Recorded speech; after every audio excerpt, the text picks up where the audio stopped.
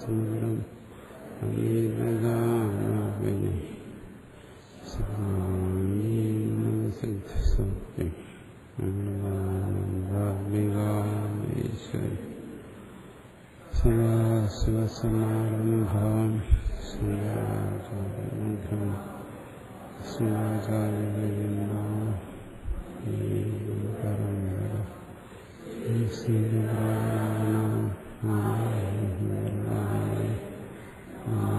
ഭഗവത്പാദം സംഗം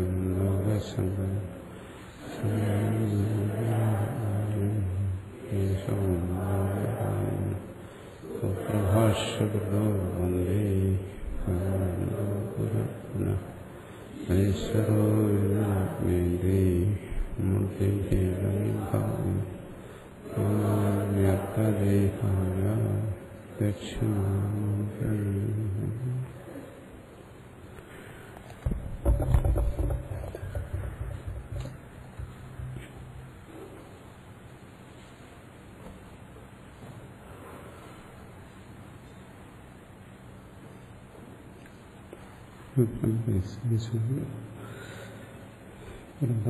ഭാഷ്യം.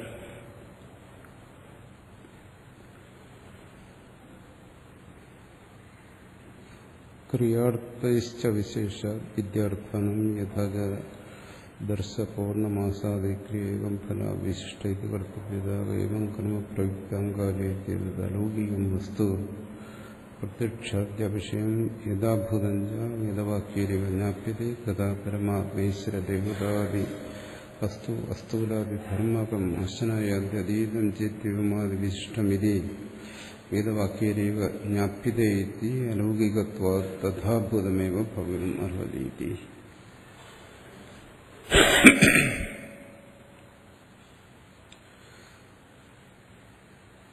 ക്രിയാർത്ഥൈർവാക്യൈർജ്ഞാനവാക്യാനാം ബുദ്ധ്യുത്പാദകത്വേ വിശേഷവസ്തി അനിശ്ചിത വിപരീസ്തവ പരമാത്മാദി വസ്തുവിഷയ ബുദ്ധിരുത്പത്തിയതേ.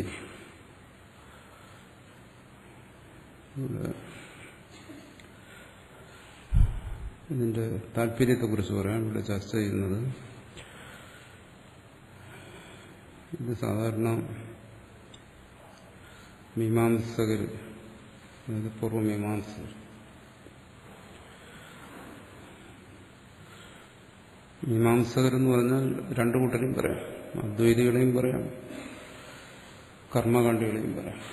അതുകൊണ്ടാണ് പൂർവമീമാംസ ഉത്തരമീമാംസ എന്ന് രണ്ടായി പറയുന്നത്. പൂർവമീമാംസ, അതായത് കർമ്മത്തെ വേദ താല്പര്യം കർമ്മമാണ്, കർമ്മഫലമാണെന്ന് കരുതുന്നവർ, അവര് അദ്വൈതത്തെ സ്വീകരിക്കാൻ അവർക്ക് പ്രയാസമുണ്ട്. അവരെന്താണ് പറയുന്നത്? കർമ്മങ്ങൾ അതാണ് വേദത്തിൽ പ്രതിപാദിക്കുന്നത്. ഭാഷ്യകാരൻ പറയുന്നു അത് ശരിയാണ്, കർമ്മങ്ങൾ വേദത്തിൽ പ്രതിപാദിക്കുന്നുണ്ട്. ആ കർമ്മങ്ങളുടെ ഫലം എല്ലാം അലൗകികമാണ്, ലോകപ്രസിദ്ധമായ കാര്യങ്ങളല്ല, മറ്റു പ്രമാണങ്ങളിലൂടെ അറിയാവുന്ന കാര്യങ്ങളല്ല.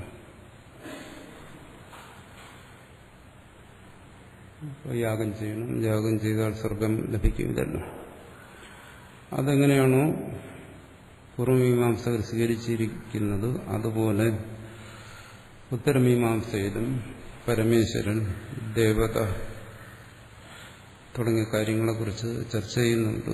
എങ്ങനെയാണോ നിങ്ങൾ അലൗകികമായ കർമ്മങ്ങളെയും കർമ്മഫലങ്ങളെയും, സ്വർഗം പോലെയുള്ള കർമ്മഫലങ്ങളെയും സ്വീകരിക്കുന്നത്, അതുപോലെ ഇവിടെ പരമാത്മാവ്, ബ്രഹ്മം, ദേവത തുടങ്ങിയ കാര്യങ്ങളെയും സ്വീകരിക്കണം. അത് അലൗകികമാണ്. അപ്പോൾ വേദം രണ്ടു തരത്തിൽ അർത്ഥത്തെ ബോധിപ്പിക്കുന്നു എന്ന് പറയാൻ കഴിയില്ല. പൂർവകാണ്ഡത്തെ ലൗകികമായ വിഷയങ്ങളെ ബോധിപ്പിക്കുന്നുണ്ടെങ്കിൽ ഉത്തരകാണ്ഡത്തിലും അത് ബോധിപ്പിക്കുന്നു എന്നതിനെ സ്വീകരിക്കണം. എന്നുവെച്ചാൽ അനിശ്ചിത വിപരീസ്ഥാവ പരമാത്മാദി വസ്തു വിഷയ ബുദ്ധിരുപദ്ധതി. നിങ്ങൾ പറയുന്ന പൂർവകാണ്ഡത്തിൽ പറയുന്നതെല്ലാം ശരിയായ ബോധത്തെ കൊടുക്കുകയാണ്. അങ്ങനെയാണെങ്കിൽ ഇവിടെയും അനിശ്ചിതമായ കാര്യങ്ങളല്ല, ഭ്രമാത്മകമായ കാര്യങ്ങളല്ല. വേദം അങ്ങനെ ഒരു കാര്യത്തെ ബോധിപ്പിക്കാൻ പാടില്ലല്ലോ. പരമാത്മാവ്, ദേവത തുടങ്ങിയ കാര്യങ്ങളെക്കുറിച്ച് യഥാർത്ഥമായ ജ്ഞാനത്തെയാണ് വേദത്തിൽ നിന്ന് ലഭിക്കുന്നത് എന്ന് പറയും. ഇവിടെ നടക്കുന്ന ചർച്ച അദ്വൈതത്തിൽ വളരെ പ്രസിദ്ധമാണ്, പക്ഷെ അതേസമയം അത് ക്ലിഷ്ടവുമാണ്. ഒരുപാട് സാങ്കേതികത്വമുള്ളതാണ്. അതുകൊണ്ടത് ഞാൻ കൂടുതൽ വിശദീകരിക്കുന്നില്ല. അതിന്റെ സാരത്തെ മാത്രം പറയാം. അനുഷ്ഠേയ അഭാവാത് അയുക്തമിരിച്ച് ക്രിയാർത്ഥീർ വാക്യർ ത്രിയംശ ഭാവന അനുഷ്ഠേയ ജ്ഞാപ്യതേ ലൗകികവി ന തഥാ പരമാത്മ ഈശ്വരാദി വിജ്ഞാന അനുഷ്ഠേയം കിഞ്ചിദസ്തി അതഃ ക്രിയാർത്ഥയി സാധർമ്മ്യം അയുക്തമിരിച്ച്. രണ്ടും തമ്മിൽ വ്യത്യാസമുണ്ട്. ഒരിടത്ത് അനുഷ്ഠേയമായി ഇന്നത് ചെയ്യണമെന്ന് പറയുന്നു. ഇവിടെ അങ്ങനെയല്ല. തത്വമസി അഹം ബ്രഹ്മാസ്മി വിജ്ഞാനമാനന്ദം ബ്രഹ്മ ചെയ്യാനൊന്നും പറയുന്നില്ല. രണ്ടിനും തുല്യ പ്രാമാണ്യം ഉണ്ടാകത്തില്ല. ഇതാണ് മീമാംസകൻ പറയുന്നത്. അതിനുള്ള ചില നിയമങ്ങൾ വരെ പറയുന്നുണ്ട്, ഭാവനയും മറ്റും. അതെല്ലാം പൂർവ്വമീമാംസയിൽ ചർച്ച ചെയ്യുന്ന വിഷയങ്ങളാണ്. ആർത്തി ഭാവന, ശബ്ദി ഭാവന, അതിന്റെ അംശത്രയം തുടങ്ങിയ വിഷയങ്ങളെയൊക്കെ അവരുടെ പരാമർശിക്കുന്നുണ്ട്. അതിനെക്കുറിച്ചുള്ള ഒരു വിശദമായ ചർച്ചയുടെ ആവശ്യം നമുക്കിപ്പോൾ ഇല്ല. പക്ഷെ അതിനെ നിഷേധിച്ചിട്ട് ഭാഷ്യകാരൻ പറയുന്നു ജ്ഞാനസ്യ തഥാഭൂതാർത്ഥ വിഷയത്വ. ജ്ഞാനം ഒരു വസ്തു എങ്ങനെയാണോ അതിനെ അങ്ങനെ ബോധിപ്പിക്കുന്നു. അതാണ് ജ്ഞാനം. അവിടെ നിങ്ങൾ പറയുന്നവർ എന്തെങ്കിലും ചെയ്യാനോ ഇത് ചെയ്യുക എന്നുള്ള കാര്യങ്ങളൊന്നും ബോധിപ്പിക്കുന്നില്ല. നഹ്യനുഷ്ഠേയസ്യ ത്രിയംശസ്യ ഭവനാഖ്യസ്യ അനുഷ്ഠേയത്വ തഥാത്വം കിം തർഹി പ്രമാണ സമധികൃതത്വ തദ്വിഷയായ ബുദ്ധേഹി അനുഷ്ഠേയ വിഷയത്വ തഥാത്വം കിം തർഹി വേദവാക്യജനിതത്വ. ഒരു കാര്യത്തെ സ്വീകരിക്കുക. എന്താണോ പൂർവ്വഖണ്ഡത്തിൽ പറയുന്ന കാര്യങ്ങൾ, അവിടെ നിന്ന് നിങ്ങൾക്ക് സ്വർഗത്തെക്കുറിച്ചും യാഗത്തെക്കുറിച്ചും എല്ലാം അറിയുന്നു. എന്തുകൊണ്ട്? വേദം ബോധിപ്പിക്കുന്നു എന്നുള്ളതാണ്. അതുപോലെ ഉത്തരമീമാംസയെ സ്വീകരിക്കും. അവിടെ ബ്രഹ്മത്തെക്കുറിച്ച് പറയുന്നു, അങ്ങനെ വേദം ബോധിപ്പിക്കുന്നു എന്നുള്ളതൊക്കെ. അല്ലാതെ ഇവിടെ എന്തെങ്കിലും ചെയ്യാനുണ്ടോ ചെയ്യാനില്ലേ ആ തരത്തിലല്ല. വേദത്തിൽ നിന്ന് ബോധിക്കുന്നു. അതുകൊണ്ട് വേദം പ്രമാണമായതുകൊണ്ട് പൂർവ്വകാണ്ഡത്തെ സ്വീകരിക്കുന്നത് പോലെ ഉത്തരകാണ്ഡത്തെ സ്വീകരിക്കുക. വേദവാക്യ അധികതസ്യ വസ്തുന തഥാത്വ സത്യ അനുഷ്ഠേയത്വ വിശിഷ്ടം ചെയ്ത് അനുതിഷ്ഠതി നോ ചെയ്ത് അനുഷ്ഠേയത്വ വിശിഷ്ടം നാനുതിഷ്ഠതി അനനുഷ്ഠേയത്വ വാക്യപ്രമാണത്വ അനുപത്തിരി ചെയ്ത്. അപ്പോൾ ഇത്രയും മനസ്സിലാക്കണം. വേദത്തിൽ പൂർവ്വകാണ്ഡത്തിൽ പറയുന്നത് ചെയ്യേണ്ട കാര്യം യാഗവും പറ്റും. അത് അനുഷ്ഠേയമായതുകൊണ്ട് അതെല്ലാം ചെയ്യുക. ഉത്തരകാണ്ഡത്തിൽ ചെയ്യേണ്ടതായിട്ടൊന്നും പറയുന്നില്ല. അനുഷ്ഠേയമായിട്ട് യാഗം മറ്റൊന്നും നിർദ്ദേശിക്കുന്നില്ല. അവിടെ എന്താണ് ചെയ്യേണ്ടതില്ല. തത്വത്തെ ഗ്രഹിച്ചാൽ മാത്രം മതി. അങ്ങനെ രണ്ടും തമ്മിൽ വ്യത്യാസം. അവിടെ മീമാംസകർ പറയുന്നു അനനുഷ്ഠേയത്തെ വാക്യപ്രമാണത്വനുപത്തിരിജേ അനുഷ്ഠേയത്തെ അസതി പദാർത്ഥാന സംഹതിരുപത്യതേ അനുഷ്ഠേയത്തെ സതി താദർത്ഥ്യേന പദാനി സംഹന്യന്തി തത്ര അനുഷ്ഠേയ നിഷ്ഠം വാക്യം പ്രമാണം ഭവതി ഇതം അനേനേവം കർത്തവ്യമിതി നതു ഇതം അനേനേവം ഇത്യവം പ്രകാരാണാം പദശതാനാമപി വാക്യത്വമസ്തി പുരിയാക്രിയേത കർത്തവ്യം ഭവേസ്യാദിതി പഞ്ചം ഇത്യവം മാദീനാം അന്യതമേ അസത്യതഃ പരമേശ്വരാത്മ ഈശ്വരാദീനാം വാക്യ പ്രമാണത്വം പദാർത്ഥത്വേജ പ്രമാണാന്തര വിഷയത്വം അതോ അസദേവീതി ചെയ്തു. മീമാംസകർ പറയുന്നു അതൊന്നും ശരിയല്ല. ചെയ്യുക എന്ന് ബോധിപ്പിച്ചാൽ മാത്രമേ ആ വാക്യത്തിന് പ്രാമാണ്യമുള്ളൂ. പുരിയാക്രിയേത കർത്തവ്യം ഭവേ ഇങ്ങനെ അനുഷ്ഠിക്കുക. അത് ഭാഷയുടെ ചില നിയമങ്ങളൊക്കെ അനുസരിച്ച് പറയുന്നു. വാക്യങ്ങളിൽ സംഹതി പരസ്പര അന്വയത്തിലൂടെ പദങ്ങൾ അർത്ഥത്തെ ബോധിപ്പിക്കണമെങ്കിൽ കർത്തവ്യത്തെ ബോധിപ്പിക്കുന്ന ക്രിയാപദങ്ങൾ വേണം. എല്ലാം മീമാംസകരുടെ വളരെ ജടിലമായ തർക്കങ്ങളാണ്. ഇവിടെ വാർത്തകത്തിലും മറ്റും വിശദമായി ചർച്ച ചെയ്യുന്നുണ്ട്. അത് മീമാംസയെക്കുറിച്ച് പരിചയമില്ലാത്തവർക്ക് അത് വളരെ ക്ലിഷ്ടമായി അനുഭവപ്പെടും. അതുകൊണ്ട് ഞാൻ വിശദീകരിക്കുന്നില്ല. എന്തായാലും ക്രിയയെ കാണിക്കുന്ന പദങ്ങളുണ്ടെങ്കിലേ വാക്യത്തിന് പ്രാമാണ്യമുള്ളൂ. ഇവിടെ തത്വമസി എന്ന് മറ്റും പറയുന്നിടത്ത് അത്തരത്തിലുള്ള പദങ്ങളില്ല. അതുകൊണ്ട് ഇതൊന്നും പ്രാമാണ്യമല്ല. എന്നാണെങ്കിലോ അസ്ഥിമേരു വർണ്ണചതുഷ്ടയുപേതയിത്യവുമാദൗ അനനുഷ്ഠേപി വാക്യദർശനം മേരു വർണ്ണചതുഷ്ടയുപേതയിത്യവുമാദി വാക്യശ്രവണേ നിർവാദവും അനുഷ്ഠേയത്വ ബുദ്ധിരുത്പദ്യതേ തത് അസ്ഥിപദസഹിതാനാം പരമാത്മേശ്വരാദി പ്രതിപാദക വാക്യപദാനാം വിശേഷണ വിശേഷ്യഭാവേന സംഹതിക്കേന വാര്യതേ. അതിന് സമാനം പറയുന്നു. അങ്ങനെയല്ല, ഒരു വാക്യത്തിൽ നിന്ന് ബോധമുണ്ടാകണമെങ്കിൽ അതിൽ ക്രിയാപദം, കർത്തവ്യത്തെ ബോധിപ്പിക്കുന്ന ക്രിയാപദം വേണമെന്നില്ല. ഉദാഹരണം പറയുന്നു. എന്താണ്? അസ്ഥി മേരുവർണ്ണ ചതുഷ്ടയോപേത. മേരുപർവ്വതം എന്ന് പറയുന്ന ഒന്നുണ്ട്. എന്താണ്? വർണ്ണ ചതുഷ്ടയത്തോടു കൂടിയത്, എന്നുവെച്ചാൽ നാനാവർണ്ണങ്ങളോടുകൂടിയത്, ചിത്രവർണ്ണത്തോടുകൂടിയ മേരുപർവ്വതമുണ്ട് എന്ന് പറഞ്ഞു കേട്ടുകഴിഞ്ഞാൽ നമുക്ക് ബോധം ഉണ്ടാവുന്നുണ്ടല്ലോ. അവിടെ ഇന്നത് ചെയ്യുക എന്നൊന്നും പറയുന്നില്ല. അപ്പോൾ കർത്തവ്യത്തെ ബോധിപ്പിക്കുന്ന ക്രിയാപദമില്ലാതെ തന്നെ ഒരു വാക്യത്തിൽ നിന്നും ജ്ഞാനം ഉണ്ടാകാം. അതുകൊണ്ട് തത്വമസി തുടങ്ങിയ വാക്യങ്ങളിലും നിന്നും ബോധമുണ്ടാകാം. ഈശ്വരൻ, പരമാത്മാവ്, ദേവത തുടങ്ങിയ കാര്യങ്ങളെ പ്രതിപാദിക്കുന്നിടത്തും അത്രയും മതി. അസ്ഥി എന്ന് പറയുന്ന പദം മതി, ക്രിയാപദം മതി. അതുകൊണ്ട് ബോധമുണ്ടാകും. അതുകൊണ്ടിങ്ങനെ ഭാഷാ നിയമങ്ങളനുസരിച്ച് ഇത് പരമാത്മാവിനെ വേദം ബോധിപ്പിക്കുന്നില്ല എന്ന് പറയാൻ കഴിയില്ല. മേർവാദി ജ്ഞാനവത് പരമാത്മജ്ഞാനെ പ്രയോജനാഭാവ തയുക്തമിതി ചെയ്തു. അവിടെ മീമാംസകർ പറയുന്നു, ചിത്രവർണ്ണത്തോടുകൂടിയ മേരുപർവ്വതം ഉണ്ട്. ഇത് കേട്ടിട്ട് എന്താ പ്രയോജനം? ഒരു പ്രയോജനമില്ലല്ലോ. അതുപോലെ ചെയ്യാൻ പറയുന്നില്ല, ചെയ്താൽ തന്നെ ഫലമുണ്ടെന്ന് പറയുന്നില്ല. ഇല്ലാതെ കേവലം ബ്രഹ്മ, ആത്മാവ് തുടങ്ങിയവയെക്കുറിച്ച് കേട്ടിട്ട് എന്താ പ്രയോജനം? അതിന് സമാനം പറയുന്നു, ബ്രഹ്മവിദാത്മനോതി പരം ഭിദ്യതേ ഹൃദയ ഗ്രന്ഥി ഇതി ഫലശ്രവണ. അതല്ല, ഉപനിഷത്തിൽ തന്നെ പറയുന്നു, ബ്രഹ്മത്തെക്കുറിച്ച്, പരമാത്മാവിനെ കുറിച്ച് അറിഞ്ഞാൽ എന്താണ്? ബ്രഹ്മവിദാത്മനോതി പരം, മോക്ഷത്തെ പ്രാപിക്കുന്നു. ഭിദ്യതേ ഹൃദയ ഗ്രന്ഥി, അജ്ഞാനം നശിക്കുന്നു. ഇങ്ങനെ ഫലത്തെയും പറയുന്നുണ്ട്. അതുകൊണ്ട് തത്വമസ്യാദി വാക്യങ്ങൾ ശ്രവിക്കുന്നതുകൊണ്ട് ഫലമുണ്ട്.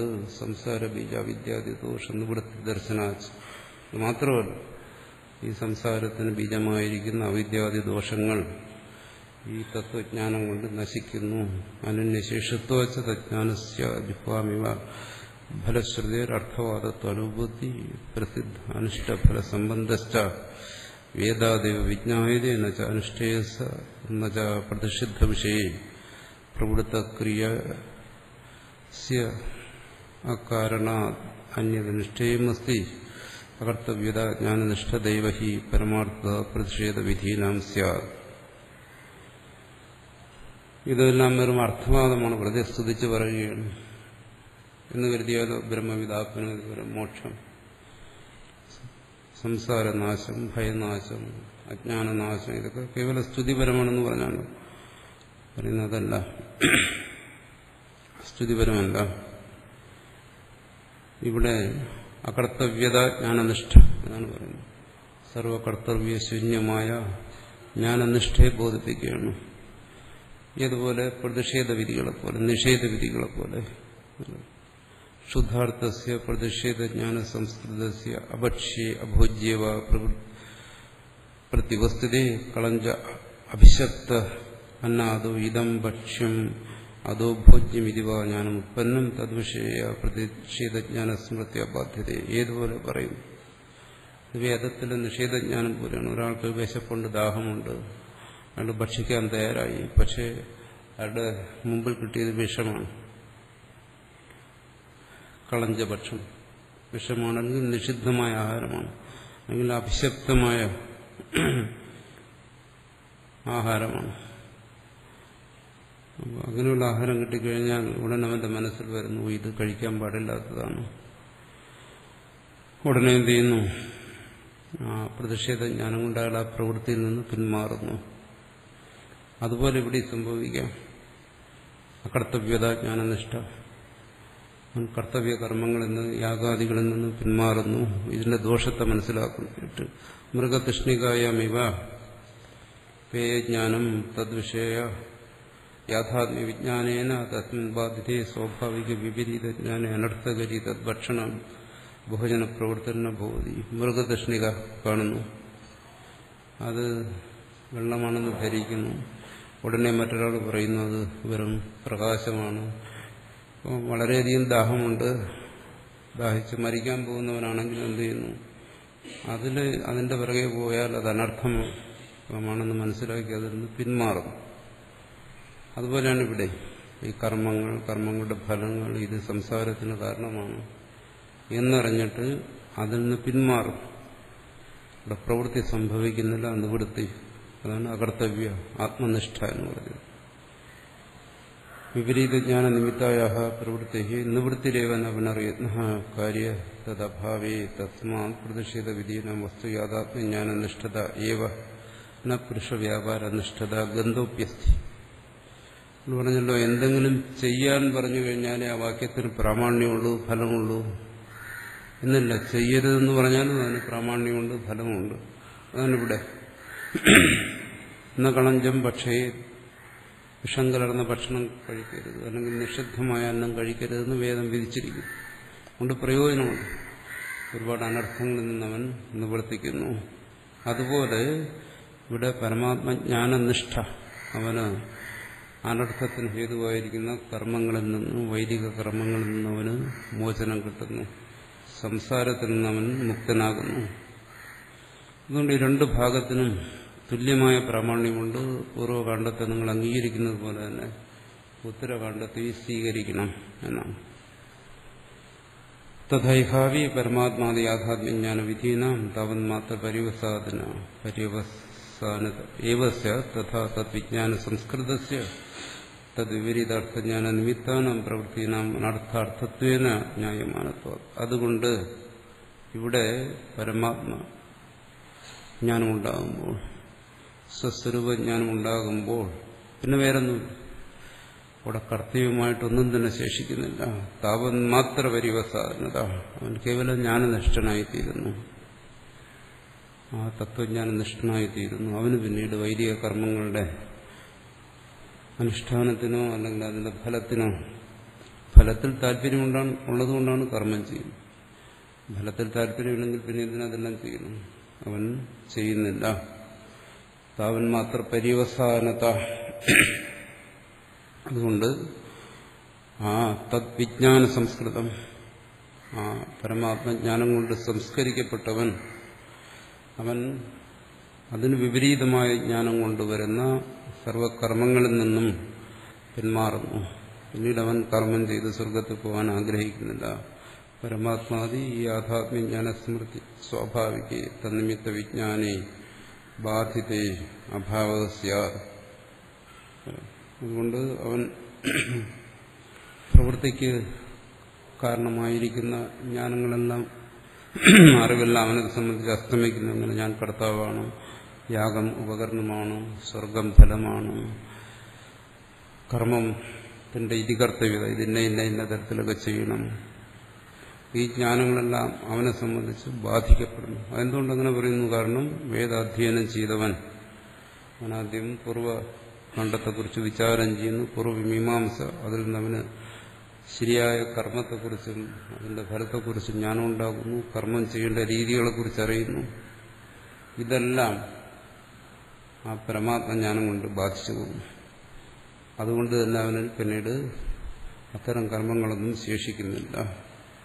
അനുകളഞ്ചാതിപക്ഷണേ അനർത്ഥാർത്ഥത്വ വസ്തു യാഥാത്മ്യജ്ഞാനസ്മൃത്യ സ്വാഭാവികേ തദ്ഭക്ഷിത്വാദി വിപരീതജ്ഞാന നിവൃത്തി തദ്ഭക്ഷണാദ്യ അനർത്ഥ പ്രവൃത്തി അഭാവത് പ്രതിഷേധ വിഷയത്വ ശാസ്ത്രവിഹിത പ്രവൃത്തി അഭാവോ ന യുക്ത ഇത് ചെയ്ത് പറയുന്നു. നിങ്ങൾ ഈ രണ്ട് പറയുന്നത് ശരിയല്ല, മീമാംസകൻ വിടുന്നില്ല. അവർ പറയുന്നു എന്നാ കളഞ്ചം പക്ഷേ വിഷം ഭക്ഷിക്കരുതെന്ന് പറഞ്ഞുകൊണ്ട് അതിൽ നിന്ന് പിന്മാറുന്നു. പക്ഷെ ഇവിടെ അങ്ങനെയല്ല. സർവകാമോ യജേത ചെയ്യാൻ പറയുകയാണ്. രണ്ടിനെയും ഒരുപോലെ എങ്ങനെ സ്വീകരിക്കാൻ പറ്റും? ഒരിടത്ത് അരുതെന്ന് പറഞ്ഞു നിന്ന് ഒരാൾ പിന്മാറുന്നു, അത് മനസ്സിലാക്കാം. അതുകൊണ്ട് ചെയ്യാൻ പറഞ്ഞു എങ്ങനെ പിന്മാറും? രണ്ടും ഒരുപോലെ എങ്ങനെയാകും എന്ന് ചോദിക്കുകയാണെങ്കിലോ നാം വിപരീതം ഞാൻ അനർത്ഥ അർത്ഥത്വാഭ്യാം തുല്യത്വം പറയുന്നത് രണ്ടും ഒരുപോലെ തന്നെ. വിഷഭക്ഷണം കഴിക്കരുതെന്ന് പറഞ്ഞപ്പോൾ അതിൽ നിന്ന് ഒരുവൻ പിന്മാറുന്നു. എന്തുകൊണ്ട്? അത് അനർത്ഥാർത്ഥത്വം, അനർത്ഥത്തിനും മരണം വരെയുള്ള അനർത്ഥത്തിന് കാരണമായിത്തീരും. അതുപോലെ തന്നെ സ്വർഗകാമോ യജേത എന്ന് പറയുന്നതിൽ നിന്നും പിന്മാറുന്നു. എന്തുകൊണ്ട്? വിവേകിയായി ഒരുവൻ മനസ്സിലാക്കുന്നു അതും അനർത്ഥത്തിനാണ്. നിഷേധിച്ചില്ല, വിധിച്ചതാണ്. പക്ഷെ അതും അനർത്ഥാർത്ഥത്വം, സംസാരം ഫലത്തിന് വേണ്ടിയുള്ളതാണ്. അതുകൊണ്ട് അതിൽ നിന്നും പിന്മാറും. കാരണം കർമ്മജടിലന്മാരായ മീമാംസകരെ ആ കർമ്മങ്ങൾ ത്യാഗത്തിന് പ്രേരിപ്പിക്കുകയാണ്. ആ കർമ്മങ്ങളെല്ലാം ഉപേക്ഷിക്കാൻ പറയുകയാണ്. അപ്പോൾ അവർ എന്താണോ ദൃഢമായി വിശ്വസിച്ചിരിക്കുന്നത് അതിൽ നിന്നും അവരെ ഇളക്കി പ്രതിഷ്ഠിക്കും. എന്നാൽ അവർ എന്ത് പ്രമാണം കൊണ്ടാണോ എന്ത് യുക്തി കൊണ്ടാണോ ആ കർമ്മത്തിൽ ഉറച്ചുപോയത് അതിന് വിപരീതമായ പ്രമാണം കൊണ്ട് യുക്തി കൊണ്ട് അവരെ അതിൽ നിന്ന് മാറ്റാൻ വേണ്ടിയിട്ടാണ് ഈ വാദങ്ങളെല്ലാം. ആ മീമാംസകനാണ് പിന്നീട് കർമ്മത്തെ ഉപേക്ഷിച്ച് ഇതിലേക്ക് വരേണ്ടത്. പറഞ്ഞല്ലോ, ഇത് വൈദികന്മാർക്ക് വേണ്ടിയാണ് മുഖ്യമായിട്ട് ഈ ചർച്ച. അതുകൊണ്ടാണിത് ഇങ്ങനെ ചർച്ച ചെയ്യുന്നത്. നമ്മെ സംബന്ധിച്ചിടത്തോളം ഇപ്പോൾ വൈദിക കർമ്മങ്ങളും ഒന്നും പ്രസക്തിയില്ല, അതുകൊണ്ട് അത് ഉപേക്ഷിക്കേണ്ട ആവശ്യമില്ല. ഇതങ്ങനെയല്ല, അവരാണത് വിട്ടിട്ട് ഇതിലേക്ക് വരേണ്ടത്. കളഞ്ച ഭക്ഷണാദി പ്രവൃത്തിയുടെ മിഥ്യാജ്ഞാന നിമിത്തത്വം അനർത്ഥാർത്ഥത്വം യഥാർത്ഥത ശാസ്ത്രവീത പ്രവൃത്തിയിലാമി പറയുന്നു. നിഷിദ്ധമായ കർമ്മങ്ങൾ എങ്ങനെയാണോ അനർത്ഥത്തിന് ഹേതുവായിരിക്കുന്നത് അതുപോലെ വിധിച്ച കർമ്മങ്ങളും അനർത്ഥത്തിന് ഹേതുവാണെന്ന് മനസ്സിലാക്കുന്ന ഒരു വിവേകി എങ്ങനെയാണോ വിഷഭക്ഷണത്തെ ഉപേക്ഷിച്ചത് അതുപോലെ യാഗാദികളെയും ഉപേക്ഷിക്കും. തസ്മാ പരമാത്മ യാഥാത്മ്യ വിജ്ഞാനവധ ശാസ്ത്രവിഹിത പ്രവൃത്തിനാമപി മിഥ്യാജ്ഞാന നിമിത്തത്വേന അനർത്ഥാർത്ഥത്വേന തുല്യത്വാത് പരമാത്മജ്ഞാനേന വിപരീതജ്ഞാനേ നിവൃത്തിതേ യുക്തയേവ അഭാവഃ. അതുകൊണ്ട് ഈ പരമാത്മജ്ഞാനത്തെ തത്വമസി അഹം ബ്രഹ്മാസ്മി തുടങ്ങിയ വാക്യങ്ങളിൽ നിന്നും ഉണ്ടാകുന്ന പരമാത്മജ്ഞാനമുള്ള ഒരുവൻ അവൻ ശാസ്ത്രവിഹിതമായിട്ട് കൂടി ശ്രുതി വിധിച്ചിട്ടുകൂടി അതെന്താണ്, അതിന് കാരണം അജ്ഞാനമാണെന്നും അതിന്റെ ഫലം അനർത്ഥമാണെന്നും രണ്ട് ഹേതുക്കളാണ്. ഒന്ന്, ആ കർമ്മം അനുഷ്ഠാനത്തിനും ഫലകാംക്ഷയ്ക്കും കാരണം അജ്ഞാനമാണ്. എന്തുകൊണ്ട്? താൻ ഈ ശരീരത്തിൽ നിന്നും ഭിന്നമായ ഒരു ആത്മാവാണ്. പക്ഷെ ആത്മാവ് കർത്താവും ഭോക്താവുമാണ്. താൻ കർമ്മം ചെയ്യുന്നവനും കർമ്മത്തിന്റെ ഫലം അനുഭവിക്കുന്നവനുമാണ് എന്നൊക്കെയുള്ള അറിവ്. ഇതാണ് അജ്ഞാനത്തിൽ നിന്നുണ്ടാകുന്നത്. ഇത് അനർത്ഥാർത്ഥമാണ്. എന്തുകൊണ്ട്? ആ അജ്ഞാന ഹേതുവായി അജ്ഞാനജന്യമായ അറിവ് കൊണ്ട് ഈ കർമ്മങ്ങൾ അനുഷ്ഠിച്ചു കഴിഞ്ഞാൽ പിന്നീട് പോകുന്നത് സംസാരത്തിലേക്കാണ്, ജന്മമരണങ്ങളിലേക്ക്. ഈ രണ്ട് കാരണങ്ങളെ കൊണ്ടും അതിനെ പരമാത്മജ്ഞാനം കൊണ്ട് ഈ മിഥ്യാജ്ഞാനം നശിക്കുന്നു. അത് നശിക്കുന്നതുകൊണ്ട് എന്താണ്? അവനെ സംബന്ധിച്ച് യുക്തയേവ ഭാവഃ, കർമ്മങ്ങൾ അവനെ സംബന്ധിച്ചില്ലാതായിത്തീരുന്നു. നന തത്ര യുക്തഃ നിത്യാനാന്തോ കേവല ശാസ്ത്രനിമിത്തത്വ അനർത്ഥാർത്ഥത്വ അഭാവാച്ച അഭാവോ ന യുക്ത ഇത് ചെയ്തു. ഇവിടെ മീമാംസകർ പറയുകയാണ്, ശരി, നിങ്ങൾ പറഞ്ഞത് ശരിയാണ്. കാമ്യകർമ്മങ്ങളെ സംബന്ധിച്ച് ശരിയാണ്. അത് സ്വർഗത്തിനും മറ്റും കാരണമാകുന്നു, സംസാരത്തിന് കാരണമാകുന്നു. പക്ഷെ നിത്യകർമ്മങ്ങൾ അങ്ങനെയല്ലല്ലോ. അത് കേവലം എന്തുകൊണ്ട് ചെയ്യുന്നു? ശാസ്ത്രം വിധിച്ചിരിക്കുന്നു, അതുകൊണ്ട് ചെയ്യുന്നു. അതിന് സ്വർഗം ഫലം എന്നൊന്നും പറയുന്നില്ല. അതുകൊണ്ട് അത് ചെയ്യാമല്ലോ.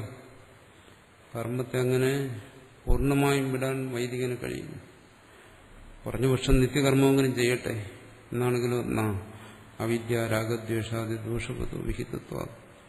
കർമ്മം ഏതായാലും ശരി, നിത്യമായാലും ശരി, നൈമിത്തികമായാലും ശരി, കാമ്യമായാലും ശരി, അജ്ഞാനവും രാഗദ്വേഷാദികളും ഉള്ളവന് വേണ്ടിയാണ് അത് വിധിച്ചിരിക്കുന്നത്.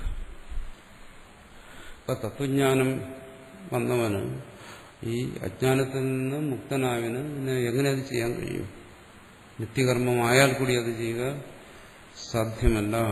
യഥാ സർവകാമാദി ദോഷവതോ ദർശ പൗർണമാസാദീനി കാമ്യാനി കർമാണി വിഹിതാനി തഥാ സർവാനർത്ഥ ബീജ അവിദ്യാദി ദോഷവത തജ്ജനിത ഇഷ്ടാനിഷ്ടപ്രാപ്തി പരിഹാര രാഗദ്വേഷാദി ദോഷവതശ്ച തത്പ്രേരിതാശേഷ പ്രേരിത അവിശേഷ പ്രവൃത്തിയിഷ്ടാനിഷ്ടപ്രാപ്തി പരിഹാരാർത്ഥിനോ നിത്യാനി കർമാണി വിധീയന്തെ ന കേവലം ശാസ്ത്രനിമിത്താന്യവ. നിത്യകർമ്മങ്ങൾ കേവലം ശാസ്ത്രനിമിത്തമാണ്, അത് ഫലാകാംക്ഷയോടുകൂടിയല്ല, ഫലനിമിത്തമല്ല എന്ന് പറയാൻ പാടില്ല. എന്തുകൊണ്ട്? അതും സർവ അനർത്ഥങ്ങൾക്കും കാരണമായിരിക്കുന്ന അവിദ്യ തുടങ്ങിയ ദോഷങ്ങളുള്ളവർക്കാണ് അതും വിധിച്ചിരിക്കുന്നത്. അതുകൊണ്ടുണ്ടാകുന്ന ഇഷ്ടപ്രാപ്തി അനിഷ്ടപരിഹാരത്തിന് വേണ്ടിയിട്ടാണ്, രാഗദ്വേഷാദി ദോഷങ്ങളുള്ളവന് വേണ്ടിയിട്ടാണ്. അത് ഈ രാഗദ്വേഷാദികൾക്ക് കാരണമായ അജ്ഞാനം നശിച്ച ഒരുവന് അതും ചെയ്യാൻ കഴിയില്ല. അത് കേവലം ശാസ്ത്ര നിമിത്തമല്ല, രാഗദ്വേഷാദി നിമിത്തമാണ്. അതുകൊണ്ട് അതും വേണ്ട എന്നാണ്.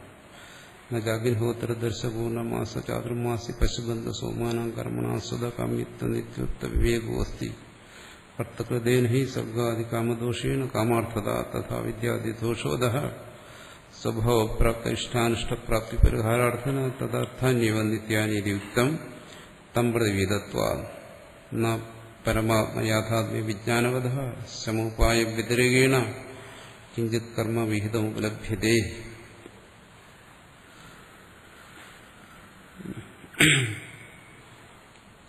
നിത്യകർമ്മമായാലും ശരി, മറ്റ് ദർശപൂർണ്ണ മാസാദിയാഗങ്ങൾ, ജ്യോതിഷ്ഠോമാദിയാഗങ്ങളായാലും ശരി, എല്ലാം കാമമുള്ളവന് വേണ്ടി, രാഗോദ്ദേശങ്ങളുള്ളവന് വേണ്ടിയാണ് വിധിച്ചിരിക്കുന്നത്. പരമാത്മ ജ്ഞാനമുള്ളവന് വേണ്ടിയല്ല. പിന്നെ ഇനി പരമാത്മജ്ഞാനമുള്ള എന്താ ചെയ്യേണ്ടത്? ശമ ഉപായം വ്യതിരേകേണ. ശമോപായം, ശമത്തിന്റെ ഉപായം, കർമ്മത്യാഗത്തിന്റെ ഉപായം. അതിനൊരു കർമ്മമെന്ന് പറയാമെങ്കിൽ അതെന്താണ്? സന്യാസം. സന്യാസമല്ലാതെ മറ്റൊന്നും അവന് വിധിച്ചിട്ടില്ല. എന്നുവെച്ചാൽ കർമ്മത്യാഗരൂപത്തിലുള്ള, അത് നിങ്ങൾ കർമ്മമെന്ന് പറയുകയാണെങ്കിൽ അത് കർമ്മമായിട്ടെടുക്കും. പക്ഷെ അത് അനുഷ്ഠേയ രൂപത്തിലുള്ള കർമ്മമല്ല, ത്യാഗരൂപത്തിലുള്ള കർമ്മമാണ്. അതിനെ കർമ്മമെന്നൂടെ പറയാൻ കാരണം അവിടെയും അനുഷ്ഠേയമായ കാര്യങ്ങളുണ്ടല്ലോ. അതുകൊണ്ടാണ് അതിനങ്ങനെ പറഞ്ഞത്. ത്യാഗം, ഇതിനുപേക്ഷിക്കുക, അതല്ലാതെ മറ്റൊന്നുമില്ല. കർമ്മനിമിത്ത ദേവതാദി സർവസാധന വിജ്ഞാന ഉപമർദ്ദേന ഹി ആത്മജ്ഞാനം വിധീയന്തേ. ആത്മജ്ഞാനത്തെ നിർദ്ദേശിക്കുന്നത് ശ്രുതിയിൽ എന്താണ്?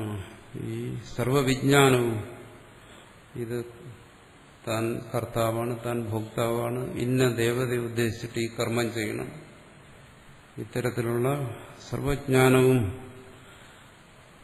എന്താണ്? അതിനെല്ലാം നിഷേധിച്ചുകൊണ്ട്, അതിനെ ബാധിച്ചുകൊണ്ട് ആത്മജ്ഞാനത്തെ ബോധിപ്പിക്കുകയാണ്. തത്വമസി അഹം ബ്രഹ്മാസ്മി തുടങ്ങിയ കാര്യങ്ങൾ. അവനെ സംബന്ധിച്ച് കർമ്മസന്യാസമാണ്. ഇതെല്ലാം പറയുന്നത് വൈദിക കർമ്മത്തെക്കുറിച്ചാണ് എന്ന് പ്രത്യേകം മനസ്സിലാക്കും. എന്നുവെച്ചുപമർദ്ദിത ക്രിയാകാരകാദി വിജ്ഞാനസ്യ കർമ്മപ്രവൃത്തി രൂപദ്ധ്യതേ. അതുകൊണ്ട് ക്രിയാകാരക ബോധം നശിച്ചവന് പിന്നെ എങ്ങനെ കർമ്മം ഉണ്ടാകും? വിശിഷ്ട ക്രിയാസാധനാദി ജ്ഞാനപൂർവത്വ ക്രിയാപ്രവൃത്തി. കർമ്മം ചെയ്യണമെന്നുണ്ടെങ്കിൽ അവിടെ ശരീരഭിന്നമായ ഒരു ആത്മാവിനെ അറിയണം. ആ ആത്മാവ് കർമ്മം ചെയ്യുന്നവനെന്നറിയണം. ആ കർമ്മത്തിന്റെ ഫലത്തെ ആത്മാവ് അനുഭവിക്കുമെന്നറിയണം. പക്ഷെ ഇവിടെ അതിനെല്ലാം നിഷേധിക്കുകയാണ്. നഹി ദേശകാലാദി അനവച്ഛിന്ന അസ്തുല അദ്വയാദി ബ്രഹ്മപ്രത്യധാരണ കർമ്മ അവസര വസ്തു. അവന് കർമ്മം ചെയ്യുന്നതിനുള്ള ഒരു അവസരം കൂടിയില്ല. എന്തുകൊണ്ട്? ദേശകാലാദികൾക്ക് അതീതമായ അനവച്ഛിന്നമായിരിക്കുന്ന, ദേശകാലാദി പരിമിതികളില്ലാത്ത, അസ്ഥൂലം അദ്വയം എന്നെല്ലാം വർണ്ണിക്കുന്നതായ ആ ബ്രഹ്മപ്രത്യധാരണ ബ്രഹ്മജ്ഞാനിക്ക്, പരമാത്മജ്ഞാനിക്ക് കർമ്മ അവസരം പോലുമില്ലല്ലോ. ഇവിടെ രണ്ട് കാര്യങ്ങൾ. കർമ്മങ്ങൾ അജ്ഞന് വേണ്ടിയാണ്, അതിനെ നിഷേധിക്കുന്നുണ്ട്. അജ്ഞന കർമ്മത്തിൽ നിന്ന് പിന്തിരിപ്പിക്കുകയല്ല. ആർക്കാണോ ഈ ജ്ഞാനമുള്ളത്, താൻ ദേശകാലാദി അനവച്ഛിന്നമായ അദ്വൈതമായ പരമാത്മസ്വരൂപമാണെന്നുള്ള ജ്ഞാനമുള്ളത്. അവന് കർമ്മമില്ല. ഇതേ പറയുന്നത് ഒരു കർമ്മമില്ല തത്വജ്ഞാനിക്ക് എന്ന് പറയുമ്പോൾ സാധാരണ ചോദിക്കുന്നു, നമ്മുടെ നാട്ടിൽ ചോദിക്കുന്ന ചോദ്യമാണ് അടുത്ത് ചോദിക്കുന്നത്. ഭോജനാദി പ്രവൃത്തി അവസരവത് സ്യാം. എന്തായാലും തത്വജ്ഞാനിക്ക് കർമ്മങ്ങളൊന്നും ഇല്ലെന്ന് പറഞ്ഞു. പക്ഷെ ഭക്ഷണം കഴിക്കുന്നുണ്ടല്ലോ, അതൊരു കർമ്മമാണല്ലോ. അതുപോലെ കുറഞ്ഞ പക്ഷം നിത്യകർമ്മമെങ്കിലും എന്തുകൊണ്ട് ചെയ്തുകൂടാ? ഭക്ഷണം ഒരു കർമ്മമല്ലേ. വിദുഷോ ഭിക്ഷാടനാധിപത് കർമാവസരസ്യ.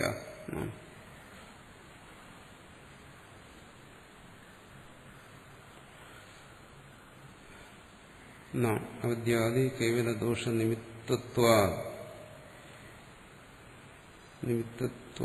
ഭോജനാദി പ്രവൃത്തി ആവശ്യകത്വാനുപത്തേഹേ. അപ്പോൾ പറയുന്നു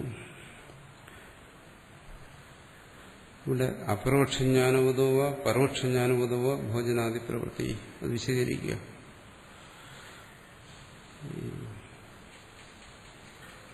പരമാത്മജ്ഞാനം വന്നു, അജ്ഞാനം നശിച്ചു. അങ്ങനെയുള്ള അപരോക്ഷജ്ഞാനിയെ സംബന്ധിച്ചാണ് നമ്മളീ പറയുന്നത്. അത് ഒരാള് വേദാധ്യയനം ചെയ്തു, പൂർവ്വകാണ്ഡത്തിൽ നിന്ന് കർമ്മങ്ങളെക്കുറിച്ച് മനസ്സിലാക്കി, ഉത്തരകാണ്ഡത്തിൽ നിന്ന് അഹം ബ്രഹ്മാസ്മി തത്വമസി തുടങ്ങിയ വാക്യങ്ങളും ഗ്രഹിച്ചു. ആ പരമാത്മ വസ്തുവിനെ അയാൾ പരോക്ഷമായി ഗ്രഹിച്ചു, സുസ്വരൂപമായി ഗ്രഹിച്ചില്ല. അങ്ങനെ ഒന്നും ഉണ്ടെന്നും മറ്റും ഗ്രഹിച്ചു. അപ്പോ അങ്ങനെ ഒരാളെയും നമുക്ക് പറയാം തത്വജ്ഞാനി എന്ന് പറയാം. കാരണം ആത്മതത്വത്തെ അയാളും ഗ്രഹിച്ചിരിക്കുന്നു. പക്ഷെ അവിടെ അത് സംശയാദി ദോഷങ്ങൾ മാറി ഇട്ടില്ല അയാൾ. അവന് കേട്ടു, പക്ഷെ അയാളുടെ രാഗദ്വേഷങ്ങളുണ്ട്, കർമ്മത്തിൽ ആസക്തിയുണ്ട്, കർമ്മഫലത്തിൽ ആസക്തിയുണ്ട്. എന്നാൽ അയാളെ വിടാൻ ആഗ്രഹിക്കുന്നു. അവിടെയല്ല ഇവിടെയാണ് പരോക്ഷജ്ഞാനി എന്ന് പറയാം. അപരോക്ഷജ്ഞാനിക്ക് അക്കാര്യത്തിൽ സംശയമൊന്നുമില്ല. അത് അയാളുടെ അന്ധകരണത്തിലേക്ക് കടന്നു വരുന്നില്ല, നശിച്ചു കഴിഞ്ഞു. അതിനും കാരണമായിരിക്കുന്ന അജ്ഞാനം നശിച്ചിരിക്കുന്നു. ഇവിടെ ഈ ഭോജന പ്രവൃത്തി എന്ന് പറയുന്ന ആരെ ഉദ്ദേശിച്ച് പറയുന്നു എന്നാണ്. പിന്നെ അപരോക്ഷജ്ഞാനിയെ സംബന്ധിച്ച് തന്നെയാണ് പറയുന്നത്. തത്വജ്ഞൻ, തത്വനിഷ്ഠൻ, അജ്ഞാനം നശിച്ചു, സംശയാദികൾ നശിച്ചു, അയാളും ഭക്ഷണം കഴിക്കുന്നുണ്ടല്ലോ എന്നാണെങ്കിൽ അനഭ്യുപമാൻ തത്പ്രതീതേർ ബാധിത അനുവൃത്തി മാത്രത്വ അഗ്നിഹോത്രാദി അബാധിത അഭിമാന നിമിത്തസ്യ തഥാത്വ അനുപത്തേഹി.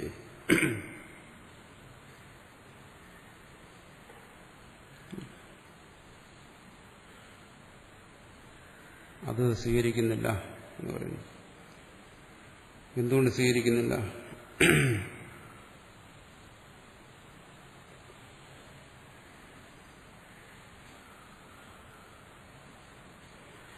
പറയുന്നു നാദ്യഹാനഭ്യൂമാ തത്പ്രതീതേ ബാധിത അനുവൃത്തി മാത്രം. പറയുന്നത് കേവലം പ്രതീതി മാത്രമാണ്. ആത്മനിഷ്ഠനാണെങ്കിൽ അവിടെ അതിന് ബാധിത അനുവൃത്തി എന്ന് പറയും. നമ്മൾ ചർച്ച ചെയ്തിട്ടുള്ളതാണ്. ശരീരപ്രാരബ്ധം എന്ന് നമ്മൾ സാധാരണ പറയും. അതുകൊണ്ട് അജ്ഞാനം നശിച്ചു, അജ്ഞാന കാര്യമായിരിക്കുന്ന കാമനകൾ നശിച്ചു. എന്നാലും ശരീരം നിലനിൽക്കുന്നു പ്രാരബ്ധം കൊണ്ട്. അതിനനുസരിച്ച് എന്താണ്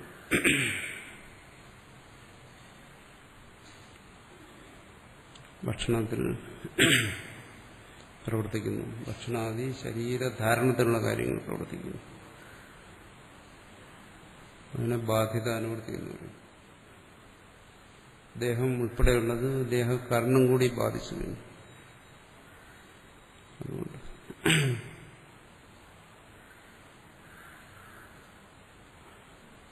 അങ്ങനെയാണെങ്കിൽ അവിടെ ചോദിക്കുക, അങ്ങനെയാണെങ്കിൽ ബാധിത അനുവൃത്തി രൂപത്തിൽ ഈ കർമ്മങ്ങൾ എന്തുകൊണ്ട് വന്നൂടാ?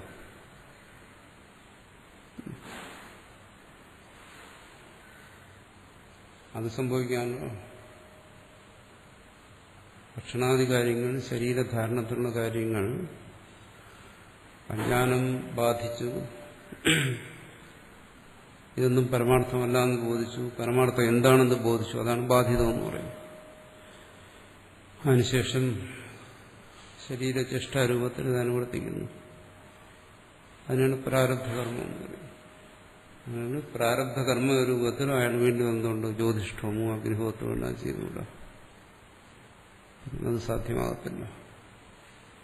കാരണം ഈ ശരീര നിലനിൽപ്പിന് വേണ്ടിയുള്ള, ശരീരധാരണത്തിന് വേണ്ടിയുള്ള ഇത്തരം പ്രവൃത്തി, അതിനെ ബാധിത അനുവൃത്തി എന്ന് പറയാൻ പറ്റും. കാരണം പരമാർത്ഥമെല്ലാം ബാധിച്ചതിന് ശേഷവും ഇത് തുടരുന്നു.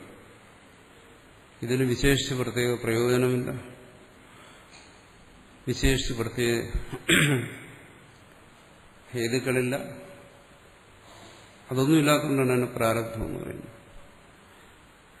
അസമയം അഗ്നിഹോത്രാദികൾക്ക് ബാധിത അനുവൃത്തിയായിട്ട് ചെയ്യാൻ പറ്റില്ല. എന്തുകൊണ്ടത് അബാധിത അനുവൃത്തി രൂപത്തിലുള്ളതാണ്. കാരണം അഗ്നിഹോത്രാദികൾ വീണ്ടും അനുഷ്ഠിക്കണമെങ്കിൽ അയാൾ വീണ്ടും അജ്ഞനാണ്. എന്തുകൊണ്ട്? അതിന് പ്രേരകമായിരിക്കുന്ന അജ്ഞാനമാണ്. അതെങ്ങനെ പ്രേരകമാകുന്നു? ശരീരത്തിൽ നിന്നും ഭിന്നമായ ഒരാത്മാവുണ്ട്. ആത്മാവ് കർത്താവാണ്, ഭോക്താവാണ്. ഇത്തരത്തിലുള്ള ജ്ഞാനം അജ്ഞാനകാര്യമാണ്. ആജ്ഞാനകാര്യമായ ജ്ഞാനം ഉള്ളിടത്ത് മാത്രമേ അവന് കർമ്മത്തെക്കുറിച്ച് ചിന്തിക്കാൻ പറ്റൂ. സ്വർഗത്തിന് വേണ്ടി എന്ത് കർമ്മം ചെയ്യണം, പുത്രൻ ഉണ്ടാകാൻ എന്ത് കർമ്മം ചെയ്യണം, മഴ ഉണ്ടാകാൻ എന്ത് കർമ്മം ചെയ്യണം, ഇങ്ങനെയൊക്കെ ചിന്തിക്കാൻ കഴിയും. കാരണം അവിടെ ഞാൻ കർമ്മം ചെയ്യുന്നവനാണ്, എനിക്കതിൻ്റെ ഫലത്തെ അനുഭവിക്കണം. ഇത്തരമുള്ള അബാധിതമായ അജ്ഞാനത്തിന്റെ അനുവൃത്തി ഉള്ളിടത്ത് മാത്രമേ വൈദിക കർമ്മം ചെയ്യാൻ പറ്റൂ. കാരണം ഹേതുക്കൾ, ശരിയായ ഹേതുക്കളില്ലാതെ ഫലം ഉണ്ടാകത്തില്ലല്ലോ. ശരീരഭിന്നമായ ഒരു ആത്മാവ് ഉണ്ടെന്ന് കരുതുകയും ആ ആത്മാവ് കർമ്മം ചെയ്യുകയും ഫലം അനുഭവിക്കുന്നവനാണെന്ന് കരുതുകയും ചെയ്താൽ അവിടെ കർമ്മം നടക്കത്തുള്ളൂ. എന്തുകൊണ്ട് നാസ്തികൻ കർമ്മം ചെയ്യുന്നില്ല? കാരണം ശരീരത്തിൽ നിന്നും ഭിന്നമായ ഒരു ആത്മാവുണ്ടെന്ന് അവൻ വിശ്വസിക്കുന്നില്ല. ചാർവാകന് വിശ്വാസമില്ല, അവനങ്ങനെ ഒരു അനുഭവമില്ല. അതുകൊണ്ട് അവനെന്ത് ചെയ്യുന്നു? അവന് കർമ്മം ചെയ്യുന്നില്ല. അപ്പൊ കർമ്മം ചെയ്യണമെങ്കിൽ അങ്ങനെ ഒരു അനുഭവം വേണം. അങ്ങനെ ഒരു അനുഭവം ഉണ്ടായാലോ അത് അജ്ഞാനകാര്യമായി. തത്വമസി, അഹം ബ്രഹ്മാസ്മി തുടങ്ങിയ ജ്ഞാനത്തിന് വിരുദ്ധമാണ്. അതുകൊണ്ട് ബാധിത അനുവൃത്തി രൂപത്തിൽ അജ്ഞാനകാര്യമായ കാര്യങ്ങൾ സംഭവിക്കത്തില്ല. അതും വേദജ്ഞാനം കൊണ്ടുണ്ടാകുന്നതാണ്. ശരീരഭിന്നമായ ആത്മാവിനെ കുറിച്ച്, കർത്താവും ഭോക്താവുമായ ആത്മാവിനെ കുറിച്ച് ഉള്ള ജ്ഞാനം. ഈ ജ്ഞാനമെല്ലാം ബാധിച്ചു പോവുകയാണ്. ഇതിന്റെ കാരണമായ അജ്ഞാനം ബാധിക്കുന്നുമുണ്ട്. അത് ഉപനിഷത്ത് ജ്ഞാനം കൊണ്ടാണ്. അപ്പോൾ അബാധിത അനുവൃത്തി രൂപത്തിലുള്ള കർമ്മങ്ങൾ ബാധിത അനുവൃത്തി രൂപത്തിൽ സംഭവിക്കത്തില്ല.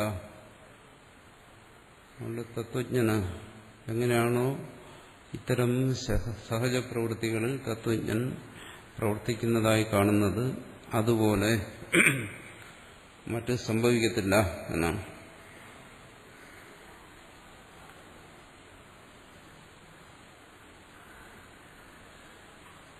ഇനി പരോക്ഷജ്ഞാനിയെ സംബന്ധിച്ചാണെങ്കിലോ, പരോക്ഷജ്ഞാനിന് ശാസ്ത്രാനപേക്ഷ ക്ഷുത്പിപാസാദി ദോഷകൃതത്വാ തത്പ്രവൃത്തേരിഷ്ടത്വ. അപ്പൊ അതിനെ ബാധിത അനുവൃത്തി എന്നെടുക്കാം തത്വജ്ഞനാണെങ്കിൽ. മറിച്ച് അങ്ങനെയല്ല, അയാളൊരു സാധകനാണ്. അയാൾ ശ്രവണമനനാദി സാധനങ്ങൾ മുഴുകിയിരിക്കുന്നു. എന്നാൽ അയാൾക്ക് അനുഭവദാർഢ്യം വരുന്നില്ല. അയാളുടെ ഈ ജ്ഞാനത്തെ സംശയ വിപര്യങ്ങൾ ബാധിക്കുന്നു. എന്നാൽ അയാൾ അതിൽ പരിശ്രമിച്ചുകൊണ്ടിരിക്കുന്നു. അയാൾക്ക് മനസ്സിലായി ശരീര അതിരിക്തമായ ആത്മാവ് കർത്താവും ഭോക്താവുമല്ല, താൻ അങ്ങനെ ഒരാത്മാവല്ല. അതുകൊണ്ട് തനിക്കിനി സ്വർഗത്തിന് വേണ്ടി കർമ്മം ചെയ്യേണ്ട, അയാൾ കർമ്മത്തെ ഉപേക്ഷിച്ചു വേണ്ട. പക്ഷെ ശ്രുതി ബോധിപ്പിക്കുന്ന തത്വമസി അഹം ബ്രഹ്മാസ്മിയിൽ അയാൾക്ക് ദൃഢത വന്നിട്ടില്ല. പിന്നെ അപരോക്ഷജ്ഞാനം എന്ന് പറയുന്നു. അത് അപരോക്ഷമായി തീർന്നിട്ടില്ല, അല്ലെങ്കിൽ അത് അനുഭവത്തിൽ വന്നിട്ടില്ല എന്ന് വേണമെങ്കിലും പറയാം. രണ്ടും ഒന്ന്. സംശയാദികൾ മാറിയ ജ്ഞാനം പ്രകാശിക്കുന്നതിനാണ് അനുഭവം എന്ന് പറയുന്നത്. അത് വന്നിട്ടില്ല. അപ്പോൾ അയാളെ സംബന്ധിച്ചാണെങ്കിലോ, അയാൾ ഭിക്ഷാടനാദികളിൽ പ്രവർത്തിക്കുന്നതോ പറയുന്നു അത് പ്രവർത്തിക്കാൻ ദോഷമുണ്ട്. രണ്ട് കാര്യങ്ങളാണ്. അഗ്നിഹോത്രാദികൾ എന്തുകൊണ്ട് ചെയ്യുന്നു? ഇത് ശാസ്ത്രം വിധിച്ചതുകൊണ്ട്. അല്ലെ പറഞ്ഞു ചാർവാകം ചെയ്യുന്നില്ല, ശാസ്ത്രബോധം അവനില്ല. അത് ചെയ്യുന്നു അജ്ഞൻ. എന്നാൽ ശരീരഭിന്നമായ ആത്മാവിനെ കുറിച്ച് അറിയുന്നവൻ അവൻ പൂർണ്ണമായും അജ്ഞനല്ല. വേദജ്ഞാനമുള്ളവൻ പൂർണ്ണമായി എങ്ങനെ അജ്ഞനാകും? അവൻ ശരീരഭിന്നമായ ആത്മാവിനെ അറിയുന്നു, പക്ഷേ ആത്മാവിന്റെ യഥാർത്ഥ സ്വരൂപത്തെ അവൻ അറിയുന്നില്ല. അതുകൊണ്ട് അവൻ കർമ്മങ്ങൾ ചെയ്യുന്നു. അപ്പോൾ മൂന്ന് കൂട്ടരാണ്. അജ്ഞനാണ്, അതിശയം ആത്മജ്ഞാനമുള്ളവനാണ്, പക്ഷെ ആത്മാവിന്റെ ശരിയായ ബോധമില്ല, അവൻ കർമ്മം ചെയ്യുന്നു. രണ്ടാമത് ജ്ഞാനിയാണ്, ആത്മബോധത്തിൽ നിഷ്ഠയുള്ളവനാണ്, അവൻ കർമ്മങ്ങളൊന്നും ചെയ്യുന്നില്ല. പക്ഷെ അവന് ചില ചേഷ്ടകൾ കാണുന്നുണ്ട്, അതിനെ പ്രാരബ്ധമായിട്ടെടുക്കുക. അജ്ഞാനകാര്യമായ ഒരു പ്രവൃത്തിയും അവനിൽ സംഭവിക്കത്തില്ല. ഇനി ഇതിൽ രണ്ടിലും പെടാത്ത മൂന്നാമത്തെ കൂട്ടർ. അവർ മുമ്പ് പറഞ്ഞതുപോലെ എന്താണ് ശമോപായം എന്നുള്ള നിലയ്ക്ക് അവർ കർമ്മങ്ങൾ ഉപേക്ഷിച്ചു. വൈദിക കർമ്മങ്ങളെല്ലാം ഉപേക്ഷിച്ച് സന്യാസി എന്ന് പറയും. അവൻ കർമ്മങ്ങൾ ചെയ്യുന്നില്ല, പക്ഷേ അവന്റെ സന്യാസത്തിന്റെ ഭാഗമായിട്ട് ഭിക്ഷാടനം പോലെയുള്ള പ്രവൃത്തികൾ ചെയ്യുന്നുണ്ട്. എന്നതേ ഉള്ളൂ സന്യാസിക്ക് ചെയ്യാൻ, വേറെ കർമ്മങ്ങളൊന്നുമില്ല. ശരീരധാരണത്തിന് വേണ്ടി അവൻ ആ ഭിക്ഷാടനാദി പ്രവൃത്തികൾ, അവൻ തത്വജ്ഞാനിയല്ലല്ലോ, ചെയ്യാമെങ്കിൽ അവൻ എന്തുകൊണ്ട് കുറഞ്ഞ പക്ഷം നിത്യകർമ്മങ്ങളും ചെയ്തുകൂടാ? നിത്യ അഗ്നിഹോത്രം ചെയ്തിട്ട് ഭിക്ഷ എടുക്കുക. അവിടെയും ഇല്ല കർമ്മം. എന്തുകൊണ്ട്? ശാസ്ത്രത്തെ അപേക്ഷിച്ചുള്ള കർമ്മങ്ങളെയാണ് അവൻ ശാസ്ത്രവിധിപ്രകാരം ഉപേക്ഷിച്ചത്. വിഹിതാനാം കർമ്മണ മിഥുന പരിത്യാഗ എന്ന് പറയുന്നതാണ്. നിത്യകർമ്മങ്ങൾ ഉൾപ്പെടെയുള്ള ആ കർമ്മങ്ങളെ ശാസ്ത്രവിധി അനുസരിച്ച് അവൻ ഉപേക്ഷിച്ചു. അതാണ് സന്യാസം എന്ന് പറയുന്നത്.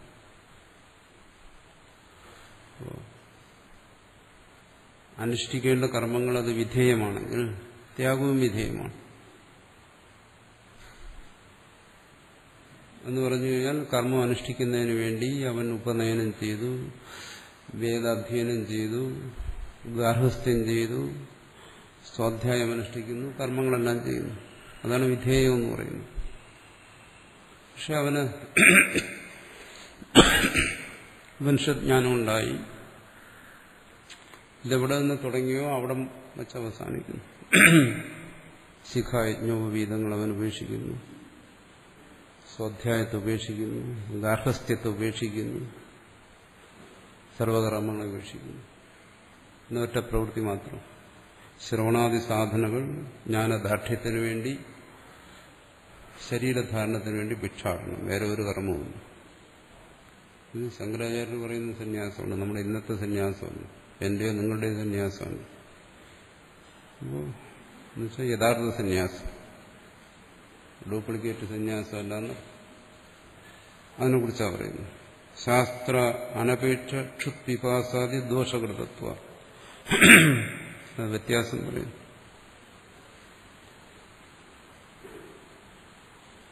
ഇവിടെ അങ്ങനെയുള്ള ഒരുവൻ ആത്മബോധത്തിനു വേണ്ടി സന്യാസത്തെ സ്വീകരിച്ച ഒരുവൻ ഭിക്ഷാടനാദി ചെയ്യുന്നത് അത് ശാസ്ത്രം വിധിച്ചതുകൊണ്ടല്ല, വിശക്കുന്നുണ്ട്. ക്ഷുത്പിപാസാദി നിമിത്തമാണ്, ശാസ്ത്രനിമിത്തമല്ല. അവൻ ശാസ്ത്രം എടുത്ത് നോക്കിയിട്ടാണോ വിശക്കുമ്പോൾ ഭക്ഷണം കഴിക്കുന്നത്, ദാഹിക്കുമ്പോൾ വെള്ളം കുടിക്കുന്നതല്ല. സഹജമായി ദാഹവും വിശപ്പൊക്കെ അനുഭവപ്പെടുമ്പോൾ അവൻ ഭക്ഷണം കഴിക്കുന്നു. അവിടെ എന്താണ്? ശാസ്ത്രവിഹിതമായ കർമ്മങ്ങളെ അവൻ ഉപേക്ഷിച്ചെന്നേ ഉള്ളൂ. സഹജമായ ഇത്തരം പ്രവൃത്തികൾ തുടരുന്നതുകൊണ്ട് അത് ശാസ്ത്രവിഹിതമായ കർമ്മങ്ങളെ അനുഷ്ഠാനം പോലെയാണെന്ന് കരുതരുത്. ശാസ്ത്രവിഹിതമായ കർമ്മങ്ങളെ വിധിപ്രകാരം തന്നെ ഉപേക്ഷിച്ചു. പക്ഷെ സഹജമായി ജീവന്റെ പ്രേരണ കൊണ്ട് ശരീരധാരണത്തിന് വേണ്ടി വിശപ്പും ദാഹവും നിമിത്തമായിട്ടുള്ള കർമ്മങ്ങൾ അത് മാത്രം അനുഷ്ഠിക്കുന്നു. എന്തുകൊണ്ടത് ഉപേക്ഷിക്കാൻ കഴിയത്തില്ല? കാരണം അവന് സാധനങ്ങൾ അനുഷ്ഠിക്കണമല്ലോ, ശ്രവണാദി സാധനങ്ങൾ അനുഷ്ഠിക്കുന്നു. ജ്ഞാനനിഷ്ഠ ഉണ്ടാകണ്ടേ? ഇതിനെ രണ്ടിനും ഒരുപോലെ എടുക്കരുത്. എന്തുകൊണ്ട് നിത്യ അഗ്നിഹോത്രം കൂടി ചെയ്തുകൂടാ? കാരണം അത് ശാസ്ത്രവിഹിതമാണ്. അവന് കർത്തൃത്വ ബുദ്ധിയില്ലാതെ ചെയ്യാൻ കഴിയത്തില്ല. അത് പോയി അവിടെ അത് ചെയ്യുന്നത്. എന്തുകൊണ്ട് ഭിക്ഷാടനം ചെയ്യുന്നു? വിശക്കുന്നുണ്ട്. അതുകൊണ്ട് ഈ മൂന്ന് കൂട്ടർ. ഒരാൾ ജ്ഞാനനിഷ്ഠൻ, അവിടെ കർമ്മമൊന്നും പറയാനില്ല, കേവലം പ്രാരബ്ധ ചേഷ്ട. രണ്ടാമത് ആ ജ്ഞാനമാർഗനിഷ്ഠൻ, അവൻ വിവേകം കൊണ്ട് കർമ്മത്തെ ത്യജിക്കുന്നു. പക്ഷെ സഹജമായ വാസന അതുകൊണ്ട് ക്ഷുത്പിപാസാദികളിൽ പ്രേരിപ്പിക്കുന്നത് ഭിക്ഷാടനാദികളിൽ മാത്രം അവൻ പ്രവർത്തിക്കുന്നു. അതുകൊണ്ട് തത്പ്രവൃത്തിയിഷ്ടം. അത് ഞങ്ങളെ സംബന്ധിച്ചിടത്തോളം അങ്ങനെ പ്രവർത്തിക്കുന്നു എന്നുള്ളത് ഒരു ദോഷമൊന്നുള്ളതല്ല. ഞങ്ങളെ സംബന്ധിച്ചിടത്തോളം അതൊരു ഞങ്ങൾക്ക് ഇഷ്ടമായ കാര്യമാണ്. എന്തുകൊണ്ട്? അത്തരം പ്രവൃത്തിയിൽ ഏർപ്പെട്ടാൽ മാത്രമേ മുമ്പോട്ടുള്ള ശ്രവണാദി സാധനങ്ങൾ അനുഷ്ഠിക്കാൻ കഴിയൂ. അത്തരം മാർഗത്തിൽ സഞ്ചരിച്ചാലേ അവന് ജ്ഞാനനിഷ്ഠ ഉണ്ടാകത്തുള്ളൂ. അതുകൊണ്ട് സന്യസിച്ചതിന് ശേഷം ഭക്ഷണം കഴിക്കുന്നു എന്ന് പറയുന്നത് ഞങ്ങളെ സംബന്ധിച്ചൊരു ദോഷമുള്ള കാര്യമൊന്നും. മറ്റു വേണ്ടാത്ത കാര്യങ്ങൾ ചെയ്യാൻ പോയാൽ അത് ദോഷമാണ്. ഇത് ചെയ്ത് അവിദ്യാദി കേവല ദോഷ നിമിത്തത്വ ഭോജനാദി പ്രവൃത്തി ആവശ്യകത്വ അനുപത്തേനതു തഥാ അനിയതം കഥാചിത് ക്രിയതേ കഥാചിത് ന ക്രിയതേ ചേതി നിത്യം കർമ്മ ബോധ്യത്തെ. കേവല ദോഷ നിമിത്തത്വ ഭോജനാദി കർമ്മണോ അനിയതത്വം സ്യാത്. അപ്പൊ ഈ ഭിക്ഷാടനം പോലെയുള്ള കാര്യങ്ങൾ, നിത്യകർമ്മം, ഇതിനെ രണ്ടിനെയും ബന്ധപ്പെടുത്തരുത്. ഭിക്ഷാദി കാര്യങ്ങളിൽ നിങ്ങൾക്ക് പ്രവർത്തിക്കാമെങ്കിൽ നിത്യകർമ്മത്തിലും പ്രവർത്തിക്കണമെന്നാണ് മീമാംസം പറയുന്നത്. പറഞ്ഞ ഭിക്ഷാദിനെങ്കിലും സന്യാസിയാണ്, അവന് ആഗ്രഹങ്ങളൊന്നുമില്ല, സ്വർഗത്തിനുള്ള ആഗ്രഹമില്ല, കർമ്മങ്ങളൊക്കെ ഉപേക്ഷിച്ച് ശരി, അത് കാമ്യകർമ്മങ്ങളെ സംബന്ധിച്ച്. നിത്യകർമ്മം എന്തുണ്ടായിക്കൂടാ? തത്വജ്ഞാനിക്കല്ല, തത്വജ്ഞാന മാർഗത്തിൽ സഞ്ചരിക്കുന്ന സന്യാസിക്ക് ഇങ്ങനെയൊന്നും ഉണ്ടായിക്കൂടാ പറയുന്നു. അതും ഇല്ല. ഇത്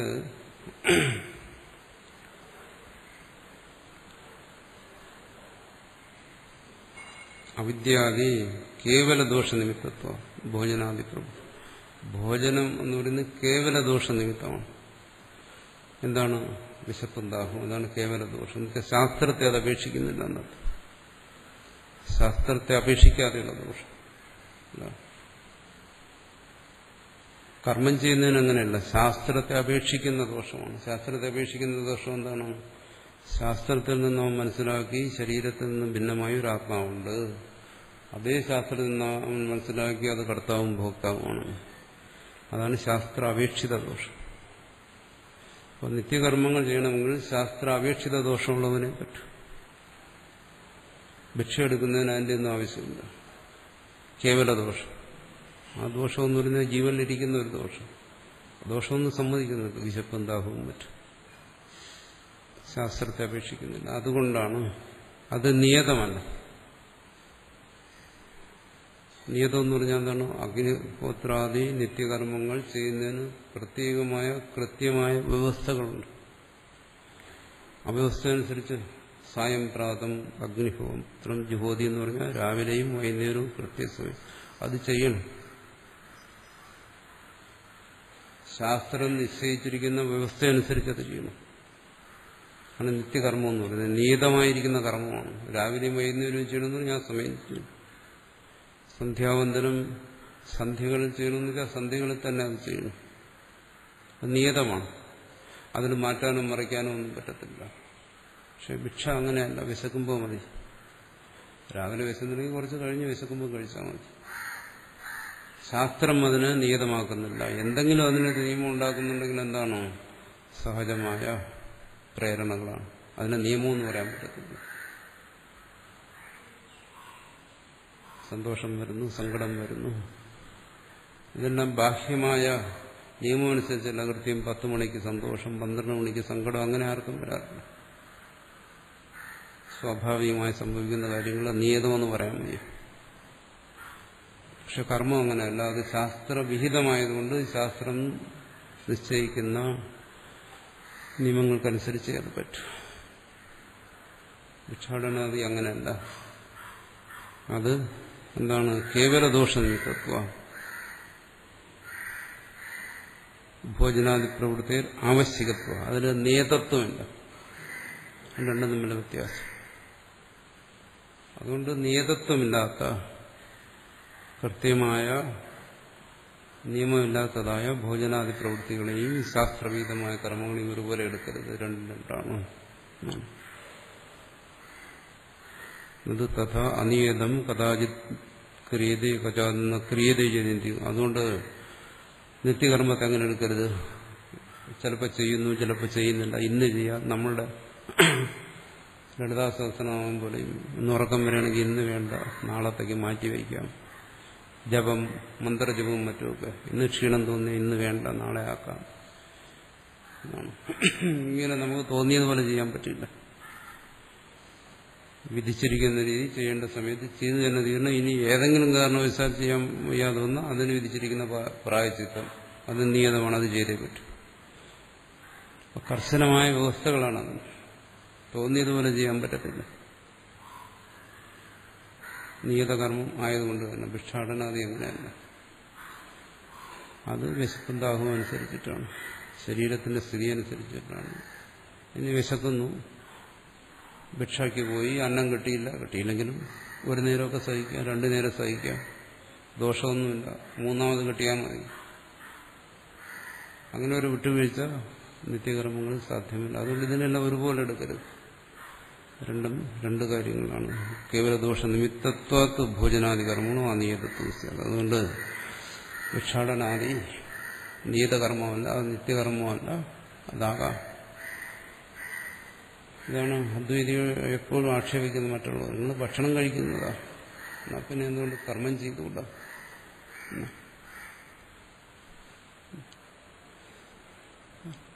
ജോലി ഭക്ഷണം കഴിക്കുന്നതിന് വേണ്ടിയെങ്കിലും കുറച്ച് വേല ചെയ്യണ്ടേ എന്ന് ചോദിക്കും. അതിനു വേണ്ടിയെങ്കിലും ചെയ്യണ്ടേ? വെറുതെ ഭക്ഷണം കഴിക്കാം. അതിനു വേണ്ടിയിട്ടാണ് ഭിക്ഷ. ഭിക്ഷാടനം എന്ന് പറയുമ്പം അത് എന്താണ്? ജോലിക്കുള്ള കൂലിയല്ല, വേലയെടുക്കാതെ ഭക്ഷണം കഴിക്കാനുള്ള വിദ്യയാണ്. പക്ഷെ ഇന്ന് കിട്ടാൻ പ്രയാസമാണെങ്കിൽ അതാണ് പണ്ട് പഴയ ആചാര്യന്മാർ കണ്ടുപിടിച്ച സൂത്രം. അപ്പം ആരും ചോദിക്കത്തില്ല എന്താ ഈ കഴിക്കുന്ന ഭക്ഷണത്തിന് വേണ്ടിയെങ്കിലും പണിയെടുക്കണ്ടേ എന്നാരും ശാസിക്കത്തില്ല. സന്മനസ്സുള്ളവർ കൊടുക്കും, അത് കഴിക്കുക. അപ്പം ആരുടെ സമാധാനം പറയേണ്ട കാര്യമില്ല. അപ്പോൾ അത് രണ്ടാണ്. ഒന്ന് നിയതം, മറ്റൊന്ന് അനിയതം. ദോഷോദ്ഭവ അഭിഭവയോർ അനിത്യത്വ കാമാനാമിവ കാമ്യേഷു. അതാണ് വിശപ്പുണ്ടാകുക, വിശപ്പില്ലാതാകുക. ഇതിനും കൃത്യമായ നിയമം പറയാൻ പറ്റില്ല. ഇപ്പൊ വിശക്കുന്നു, ഭക്ഷണത്തെ ആഗ്രഹിച്ച് പോയി കിട്ടിയില്ല, കുറച്ച് കഴിയുമ്പോൾ വിശപ്പങ്ങ് പോകും, വീണ്ടും അത് വരും. ഇതിനെന്താ നിയമം? ഭക്ഷണം കിട്ടിയില്ലെങ്കിൽ ചിലപ്പോൾ വിശപ്പ് നശിക്കുമല്ലോ. പിന്നെ കുറച്ച് സമയം വിശക്കാതിരിക്കാം. അനിയതമാണ്. ഏതുപോലെ? കാമ്യകർമ്മങ്ങളിലുള്ള കാമന പോലെ. ചില സമയം ആഗ്രഹിക്കുന്നു, എനിക്ക് യാഗം ചെയ്യണം, സ്വർഗത്തെ നേടണം. ചിലപ്പോൾ വിചാരിക്കും, എന്തിനാ ഒരുപാട് ധനവ്യയമുള്ള, ഒരുപാട് ക്ലേശകരമായ ഈ കർമ്മങ്ങളെല്ലാം ചെയ്യാൻ പോകുന്നു, ഈ ലോകത്തിലെ സ്വർഗം മതി, മരിച്ചിട്ടൊരു സ്വർഗം വേണ്ട. അപ്പോൾ അനിയതമായ കാമങ്ങൾക്കനുസരിച്ച് കാമ്യകർമ്മങ്ങൾ അനുഷ്ഠിക്കുന്നു. അതുപോലെ ചിലപ്പോൾ ചെയ്യുന്നു, ചിലപ്പോൾ ചെയ്യുന്നില്ല, ചിലപ്പോൾ താല്പര്യം വരുന്നു, വരുന്നില്ല. അതുപോലെയാണ് ഈ വിശപ്പും ദാഹവും മറ്റും. ശാസ്ത്രനിമിത്ത കാലാദ്യപേക്ഷത്വ നിത്യാനാം അനിയതത്വം. നിത്യകർമ്മങ്ങൾ അങ്ങനെയല്ല. അവിടെ കാലനിയമമുണ്ട്. രാവിലെ ചെയ്യണം, വൈകുന്നേരം ചെയ്യണം, സായം പ്രാതർ ജുഹോതി. അപ്പോൾ അത് ഇവിടെ ആവശ്യമില്ല, നിയതമല്ല. അതുകൊണ്ട് സർവകർമ്മ സന്യാസിയായിരിക്കുന്ന ഒരു പരോക്ഷജ്ഞാനിക്കും ഭിക്ഷാടനമല്ലാതെ മറ്റൊരു കർമ്മത്തിന്റെ ആവശ്യമില്ല എന്നാണ് പറയുന്നത്. കർമ്മയോഗം അതൊക്കെ അതിന് മുമ്പിൽ അതിന് യോഗ്യതയില്ലാത്തതാണ്. കർമ്മയോഗം ചിത്തശുദ്ധിക്ക് വേണ്ടി ഇവിടെ പറയുന്നതല്ല. രണ്ടു തരത്തിലുള്ള സന്യാസത്തെക്കുറിച്ച് പറയുകയാണ്. അതുകൊണ്ടാണ് ഇത് മനസ്സിൽ വെച്ചുകൊണ്ടാണ് നമ്മുടെ ഗീതാ ക്ലാസ്സെല്ലാം അവിടെ ഗീതയെക്കുറിച്ച് ചർച്ച ചെയ്തപ്പോഴെല്ലാം പറഞ്ഞത് ഇന്നത്തെ സന്യാസം എന്ന് പറഞ്ഞാൽ കർമ്മയോഗമാണ്, സന്യാസമല്ല പറഞ്ഞതുകൊണ്ടാണ്. ഇന്ന് സന്യാസമില്ല, കർമ്മയോഗമേ ഉള്ളൂ. സന്യാസിമാർക്ക് കേവലം അഭിമാനത്തോടുകൂടി ഞാൻ സ്വാമിയാണ് എന്നൊക്കെ പറയും. അങ്ങനെയൊന്നുമില്ല. ഇന്ന് കർമ്മയോഗം മാത്രമേ ഉള്ളൂ. ഈ പറയുന്ന കേവലം ഭിക്ഷാടനത്തെ മാത്രം ആശ്രയിച്ച് ഉള്ള സന്യാസവും ഇന്നില്ല. അതിനു മുമ്പുള്ളതേ ഉള്ളൂ.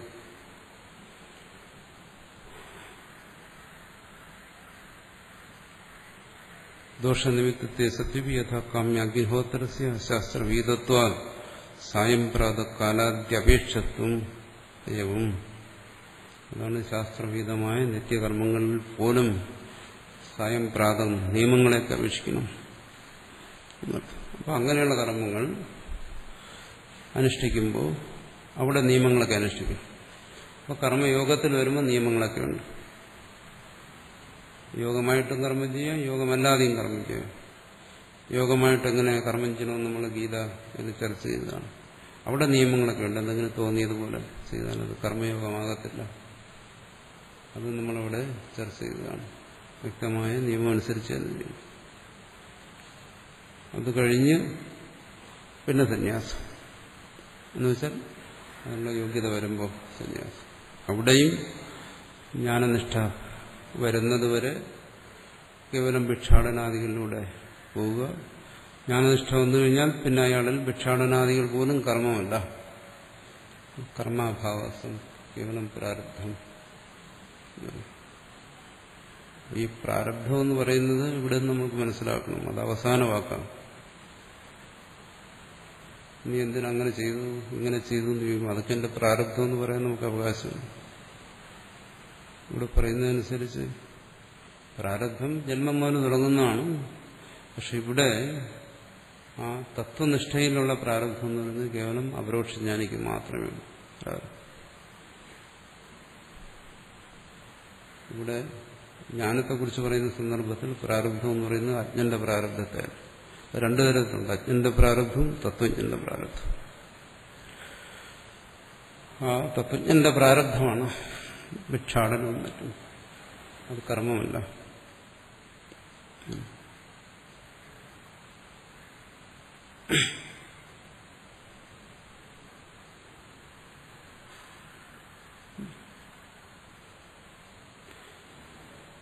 വീണ്ടും ചോദിക്കുന്നത് തദ് ഭോജനാദി പ്രവൃത്തവും നിയമവത്സ്യാദി ചെയ്തു.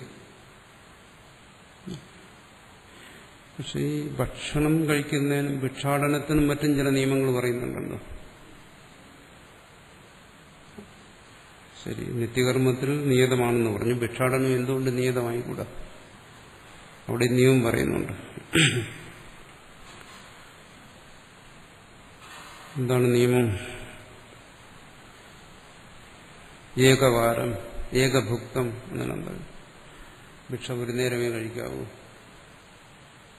ഇങ്ങനെ മറ്റുള്ള നിയമങ്ങളുണ്ട്.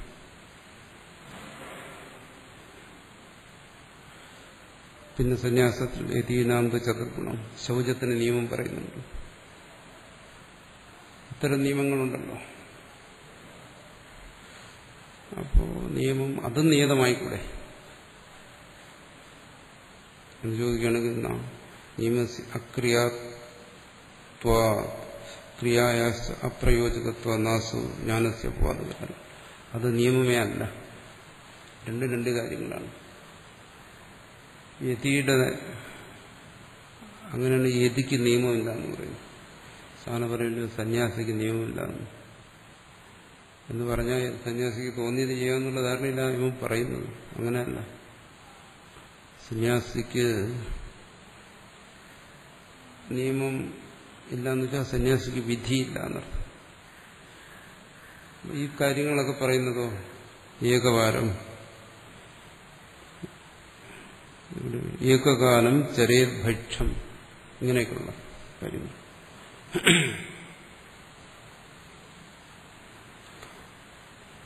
ഇത് നിയമമല്ലേ? ഇപ്പൊ നിത്യകർമ്മങ്ങളെ പോലെ ഇവിടെ ഈ നിയമം വന്നു. ഇതിനെയും കർമ്മമായിട്ടെടുക്കണം. ഇത് ശാസ്ത്രത്തിൽ പറഞ്ഞിരിക്കുകയല്ലേ ഏകകാലം ചരേദ്ഭക്ഷം. പറയുന്നത് ഇത് നിയമമല്ല, ഇത് നിയമവിധിയല്ല.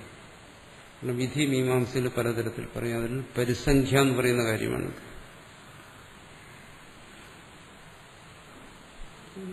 യാഗത്തിന് വേണ്ടിയിട്ട് അരി ഉണ്ടാക്കിയെടുക്കുന്നു. അപ്പോൾ അരി ഉണ്ടാക്കിയെടുക്കുന്നത് ഏത് തരത്തിലുണ്ടാക്കും? വേണമെങ്കിൽ കുറച്ച് നെല്ല് തറയിലിട്ടിട്ട് അതിനെ കൈകൊണ്ട് ഉരസിയാലും അരിയാകും. അല്ലെങ്കിൽ ഒരാൾ ഓരോ നെല്ലായിട്ടെടുത്ത് വെച്ച് നഖം കൊണ്ട് അതിൻ്റെ ഉമി കളഞ്ഞെടുക്കുന്നു. അങ്ങനെയാകാം. അവിടുന്ന് പരിസംഖ്യ പറയുന്നത് അത് പോരാ. അത് ഒരളിലിട്ട് ഉലക്ക കൊണ്ട് പ്രോക്ഷണാദികൾ ചെയ്ത് ഇടിച്ച് തന്നെ എടുക്കുന്നു. ഇതിനെക്കുറിച്ച് ഇത് വിധിയാണോ? കാരണം നെല്ല് വിരലിട്ട് ഇടിച്ചാൽ അരിയാകും എന്നുള്ള കാര്യം വേദം പറയേണ്ട കാര്യമില്ല.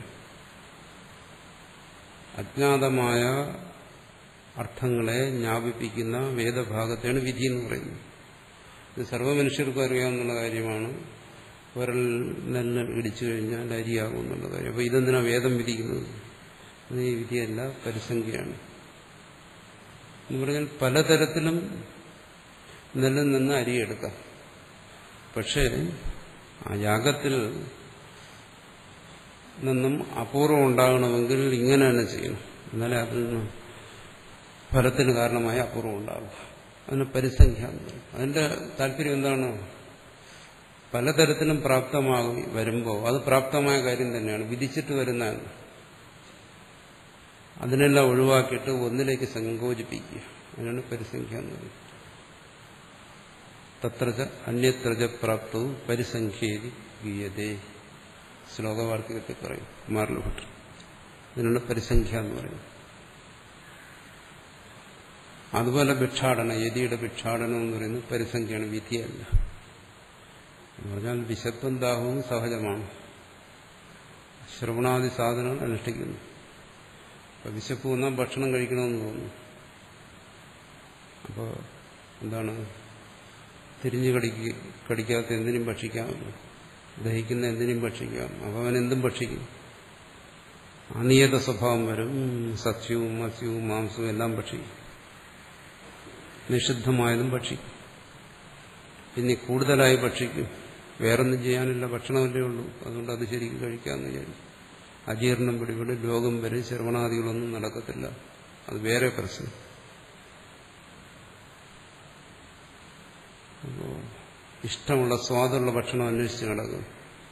ശരിയാണ്, എവിടെയാണ് നല്ല സ്വാദുള്ള ഭക്ഷണം കിട്ടുന്നത്, അതിനുവേണ്ടി നടക്കും, സമയം കളയും, പിന്നെ അത് ആഗ്രഹിക്കും. ഇങ്ങനെ ഈ ഭക്ഷണം കഴിക്കുന്നതിനും ഒരുപാട് ദോഷങ്ങളുണ്ട്. യതിക്കും ദോഷങ്ങൾ വരാം. അതുകൊണ്ട് ശരീരത്തിനും മനസ്സിനുമൊക്കെ ദോഷം വരാം. അപ്പൊ ഈ ദോഷങ്ങൾ ഒഴിവാക്കുന്നതിന് വേണ്ടി പരിസംഖ്യയാണ്. ഭക്ഷണം രാഗം കൊണ്ട് അല്ലെങ്കിൽ ഈ ദോഷങ്ങൾ കൊണ്ട് തന്നെ ഭക്ഷണം കഴിക്കുക എന്നുള്ള കാര്യം പ്രാപ്തമായപ്പോൾ അവിടെ പരിസംഖ്യ ആണ്. പരിസംഖ്യ വിധിക്കുകയല്ല, പറയുകയാണ് ഇന്നതൊക്കെ ഒഴിവാക്കുക. ഒഴിവാക്കിയാൽ ശേഷിക്കുന്നത് എന്താണ്? അമിതമായി ഭക്ഷണം കഴിക്കരുത്, രുചിയുള്ള ഭക്ഷണം തേടി നടക്കരുത്, അജീർണം ഉണ്ടാകാതെ സൂക്ഷിക്കുക, സദാസമയം വയറ് നിറച്ചുകൊണ്ട് നടക്കരുത്,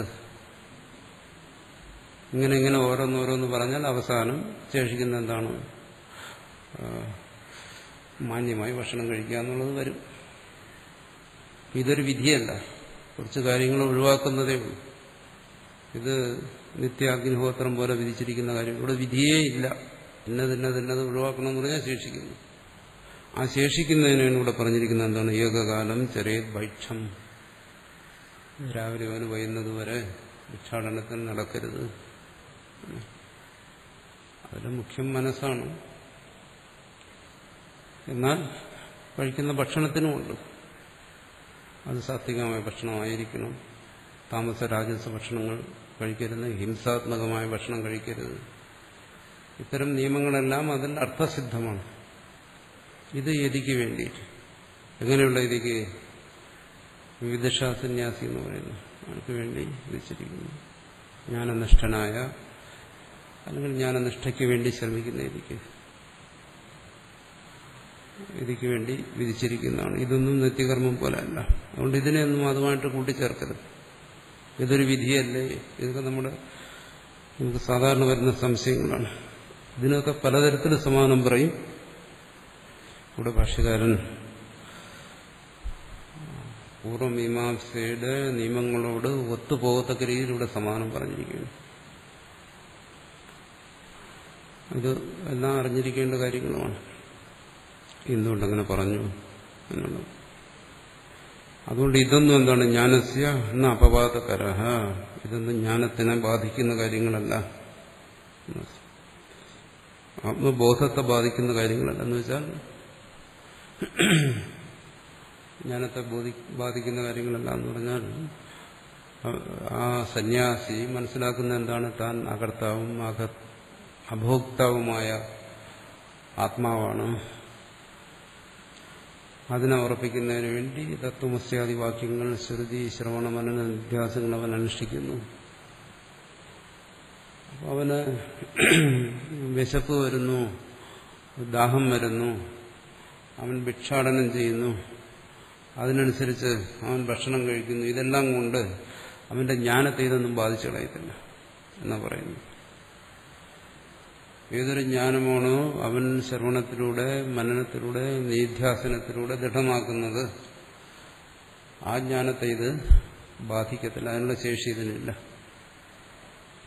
ഈ ഭക്ഷണാദി പ്രവൃത്തികൾ. കാരണം അത് അവനറിയാം എന്താണ്? താനൊരു വിധിക്കും വിധേയനായിട്ടല്ല പ്രവർത്തിക്കുന്നത്. തന്നെ വിധിക്കുന്നതിന് വേദത്തിന് പോലും സാധ്യമല്ല. പിന്നെ എന്തെങ്കിലും കാര്യങ്ങൾ ഇത്തരത്തിൽ നിയമപൂർവം, ഒരു നിയമം അവിടെ ഉണ്ടല്ലോ, അശുചി ഭക്ഷിക്കുന്നില്ല തുടങ്ങിയ നിയമങ്ങളുണ്ടല്ലോ. ആ നിയമങ്ങൾ വിധിച്ചതുകൊണ്ട് വന്നതല്ല, എന്താണ്? നിഷിദ്ധമായതെല്ലാം ഒഴിവാക്കിയപ്പോൾ ശേഷിച്ചാണ്. അത് വിധിയല്ല. അക്കാര്യത്തിൽ സന്യാസിക്ക് യാതൊരു സംശയമില്ല. മറ്റുള്ളവർ ആക്ഷേപിക്കുന്നു, അതിനെക്കുറിച്ച് പറഞ്ഞിട്ട് കാര്യമില്ല. ഇതൊന്നും അസുഖം. അപ്പോൾ സ്വാമി ഭക്ഷണം കഴിക്കുമ്പോൾ എന്താ ദേഹബോധമില്ലേ? ആത്മാവിനെ മറന്നിട്ടല്ലേ? ഇങ്ങനെയൊക്കെയുള്ള ചോദ്യങ്ങൾ ചോദിക്കാറുണ്ട്. ഭക്ഷണത്തിന് വേണ്ടി വളർക്കുമ്പോൾ നിങ്ങൾക്ക് ശരീരമാണെന്നാണോ ബോധം, ആത്മാവാണെന്നാണോ ബോധം? ഇതൊക്കെ ചോദിക്കും. അതിനെല്ലാത്തിനും സമാധാനം ഇവിടെ ഭാഷ്യകാരൻ പറഞ്ഞിരിക്കുകയാണ്. മനസ്യപാതകര, അത് സാന്ദർഭികമായി വന്നാണ് വിധിയെക്കുറിച്ച്. തസ്മാൻ പരമാത്മ യാഥാത്മ്യജ്ഞാന വിധേരവി തദ്വിരുദ്ധ സ്ഥൂല ദ്വൈതാദിജ്ഞാന നിവൃത്തകത്വ സാമർഥ്യ സർവകർമ്മ പ്രതിഷേധ വിദ്യാർത്ഥത്വം സമ്പദ്ധ്യതേ. അതുകൊണ്ട് പരമാത്മ യാഥാത്മ്യജ്ഞാന വിധി ഇവിടെ പറയുന്നു. തത്വമസി, അഹം ബ്രഹ്മാസ്മി തുടങ്ങിയ വാക്യങ്ങൾ, സദൈവ സൗമ്യതമഗ്രാസീതം തുടങ്ങി തത്വമസി വരെ അവസാനിക്കുന്ന ഇത്തരം വാക്യങ്ങൾ, അതിന് നമുക്ക് പറയാം ഈ വാക്യങ്ങൾ ജ്ഞാനവിധി എന്ന് വേണമെങ്കിൽ പറയാം. അതൊക്കെ ഈ അർത്ഥത്തിലാണ്, അല്ലാതെ കർമ്മവിധികളെപ്പോലെയുള്ള വിധി എന്നുള്ള അർത്ഥത്തിലല്ല. അത് എന്ത് ചെയ്യുന്നു? തദ്വിപരീത സ്ഥൂല ദ്വൈതാദി ജ്ഞാന നിവർത്തകത്വ. അസ്ഥൂലം അനണു എന്നെല്ലാം പറയുമ്പോൾ സ്ഥൂല ആദി ജ്ഞാനത്തെ അത് നിവർത്തിപ്പിക്കുന്നു. സർവകർമ്മ പ്രതിഷേധ വിദ്യാർത്ഥത്വം, അതുകൊണ്ട് അതെന്ത് ചെയ്യുന്നു? സർവകർമ്മപ്രതിഷേധ ബോധം അവനുണ്ടാകും. സർവകർമ്മ നിഷേധ ജ്ഞാനം അവനിലുണ്ടാകുന്നു. ഇതെല്ലാം പറയുമ്പോൾ എപ്പോഴും അത് ഓർക്കണം, ഇതാരെക്കുറിച്ച് പറയുന്നു, എന്താണ് കർമ്മങ്ങൾ, എന്ത് കർമ്മവിധിയെക്കുറിച്ചാണ് പറയുന്നത്. കാര്യങ്ങളെല്ലാം ഓർത്തിരുന്നില്ലെങ്കിൽ ഇവിടെയൊക്കെ ആശയക്കുഴപ്പം വരും. ആർക്കു വേണ്ടി പറയുന്നു എന്നുള്ളതാണ് മുഖ്യം.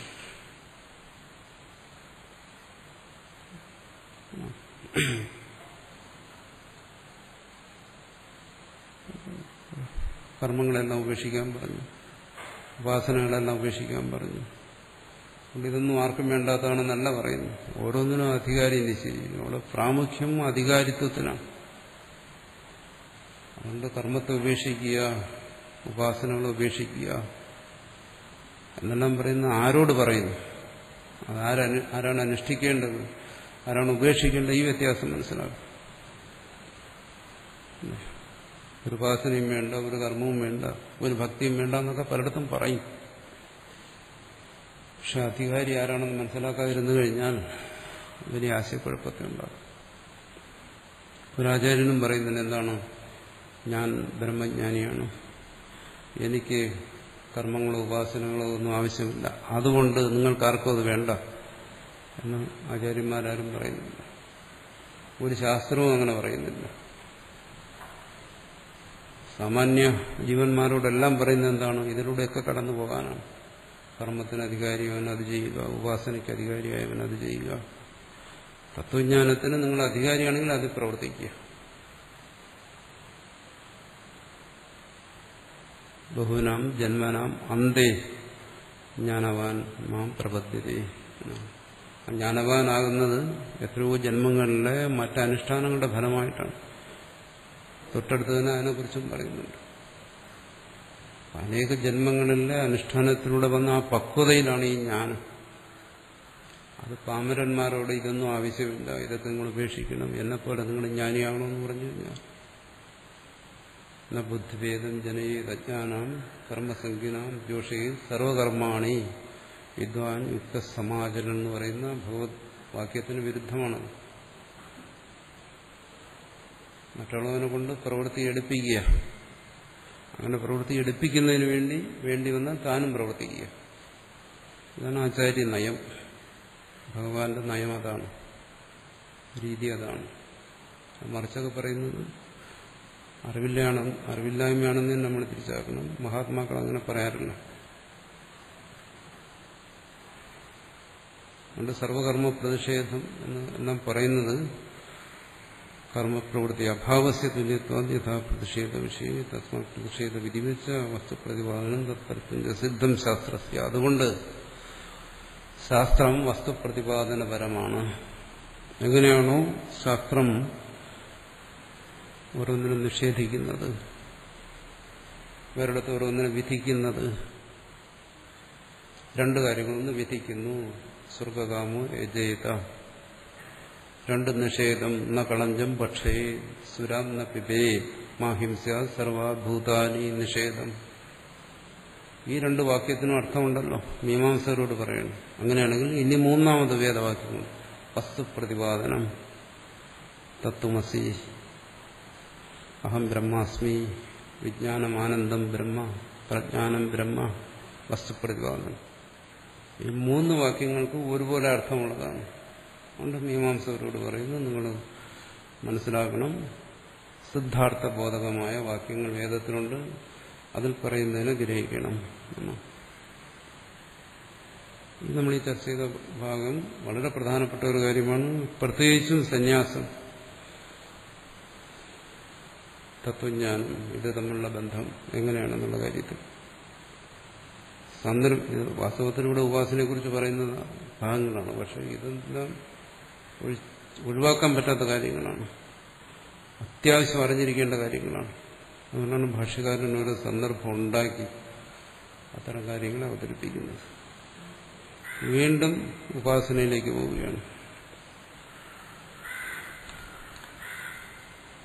തേഹ വാചം ഊചഹു ത്വം ന ഉദ്ഗായേതി തഥേതി तेभ्यो वाग् उदगायन् यो वाजिभोग तं देवेभ्य आगायत् यत्कल्याणं वदति तदात्मने ते विदुरनेन वै न उद्गात्रा अत्यष्यन्तीति तम् अभिद्रुत्य पात्मना अविध्यन् स यस पात्मा यदेवेदम् अप्रतिरूपं वदति स एव स पात्मा अधः प्राणं वोचुः तं न उद्गायेति तथेति तेभ्यः प्राण उदगायन् यप्राणे भोगः तं देवेभ्य आगायन् यत्कल्याणं जिघ्रति तदात्मने ते विदुरनेन वै न उद्गात्रा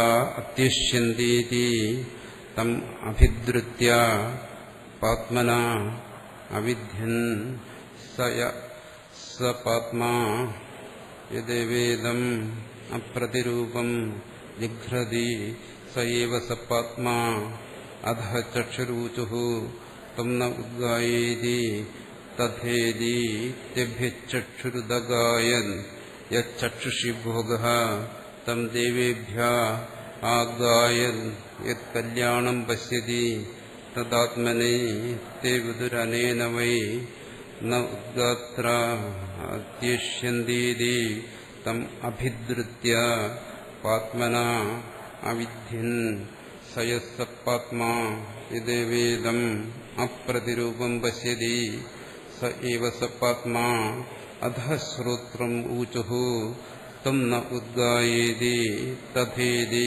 तेभ्यः श्रोत्रम् उदगायन् यश्श्रोत्रे भोगः तं देवेभ्यः आगायन् यत्कल्याणं शृणोति तदात्मने ते विदुरनेन वै न उद्गात्रा अत्यष्यन्तीति तमभिद्रुत्य पात्मना अविध्यन् स यः पात्मा यदेवेदम् अप्रतिरूपं शृणोति स एव स पात्मा अधः मनवूचुः तं न उद्गायेति तथेति तेभ्यो मन उदगायन् यो मनसि भोगः तं देवेभ्य आगायन् यत्कल्याणं सङ्कल्पयति तदात्मने ते विदुरनेन वै न उद्गात्रा अत्यष्यन्तीति तमभिद्रुत्य पात्मना विध्यन् स यः स पात्मा यदेवेदम् अप्रतिरूपं सङ्कल्पयति स एव स पात्मेवम् अमुखल्वेदा देवता पात्मभिरुपासृजन् एवं येना पात्मना विध्यन्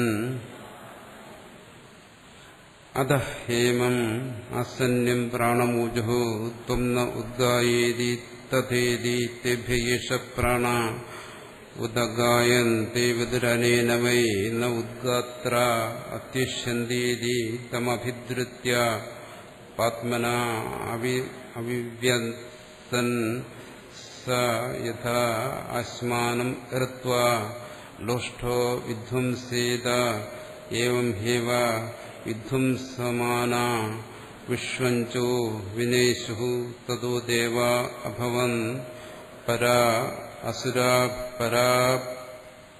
असुरा भवति आत्मना परा अस्य द्विषन् भ्रातृव्यो भवति य एवं वेद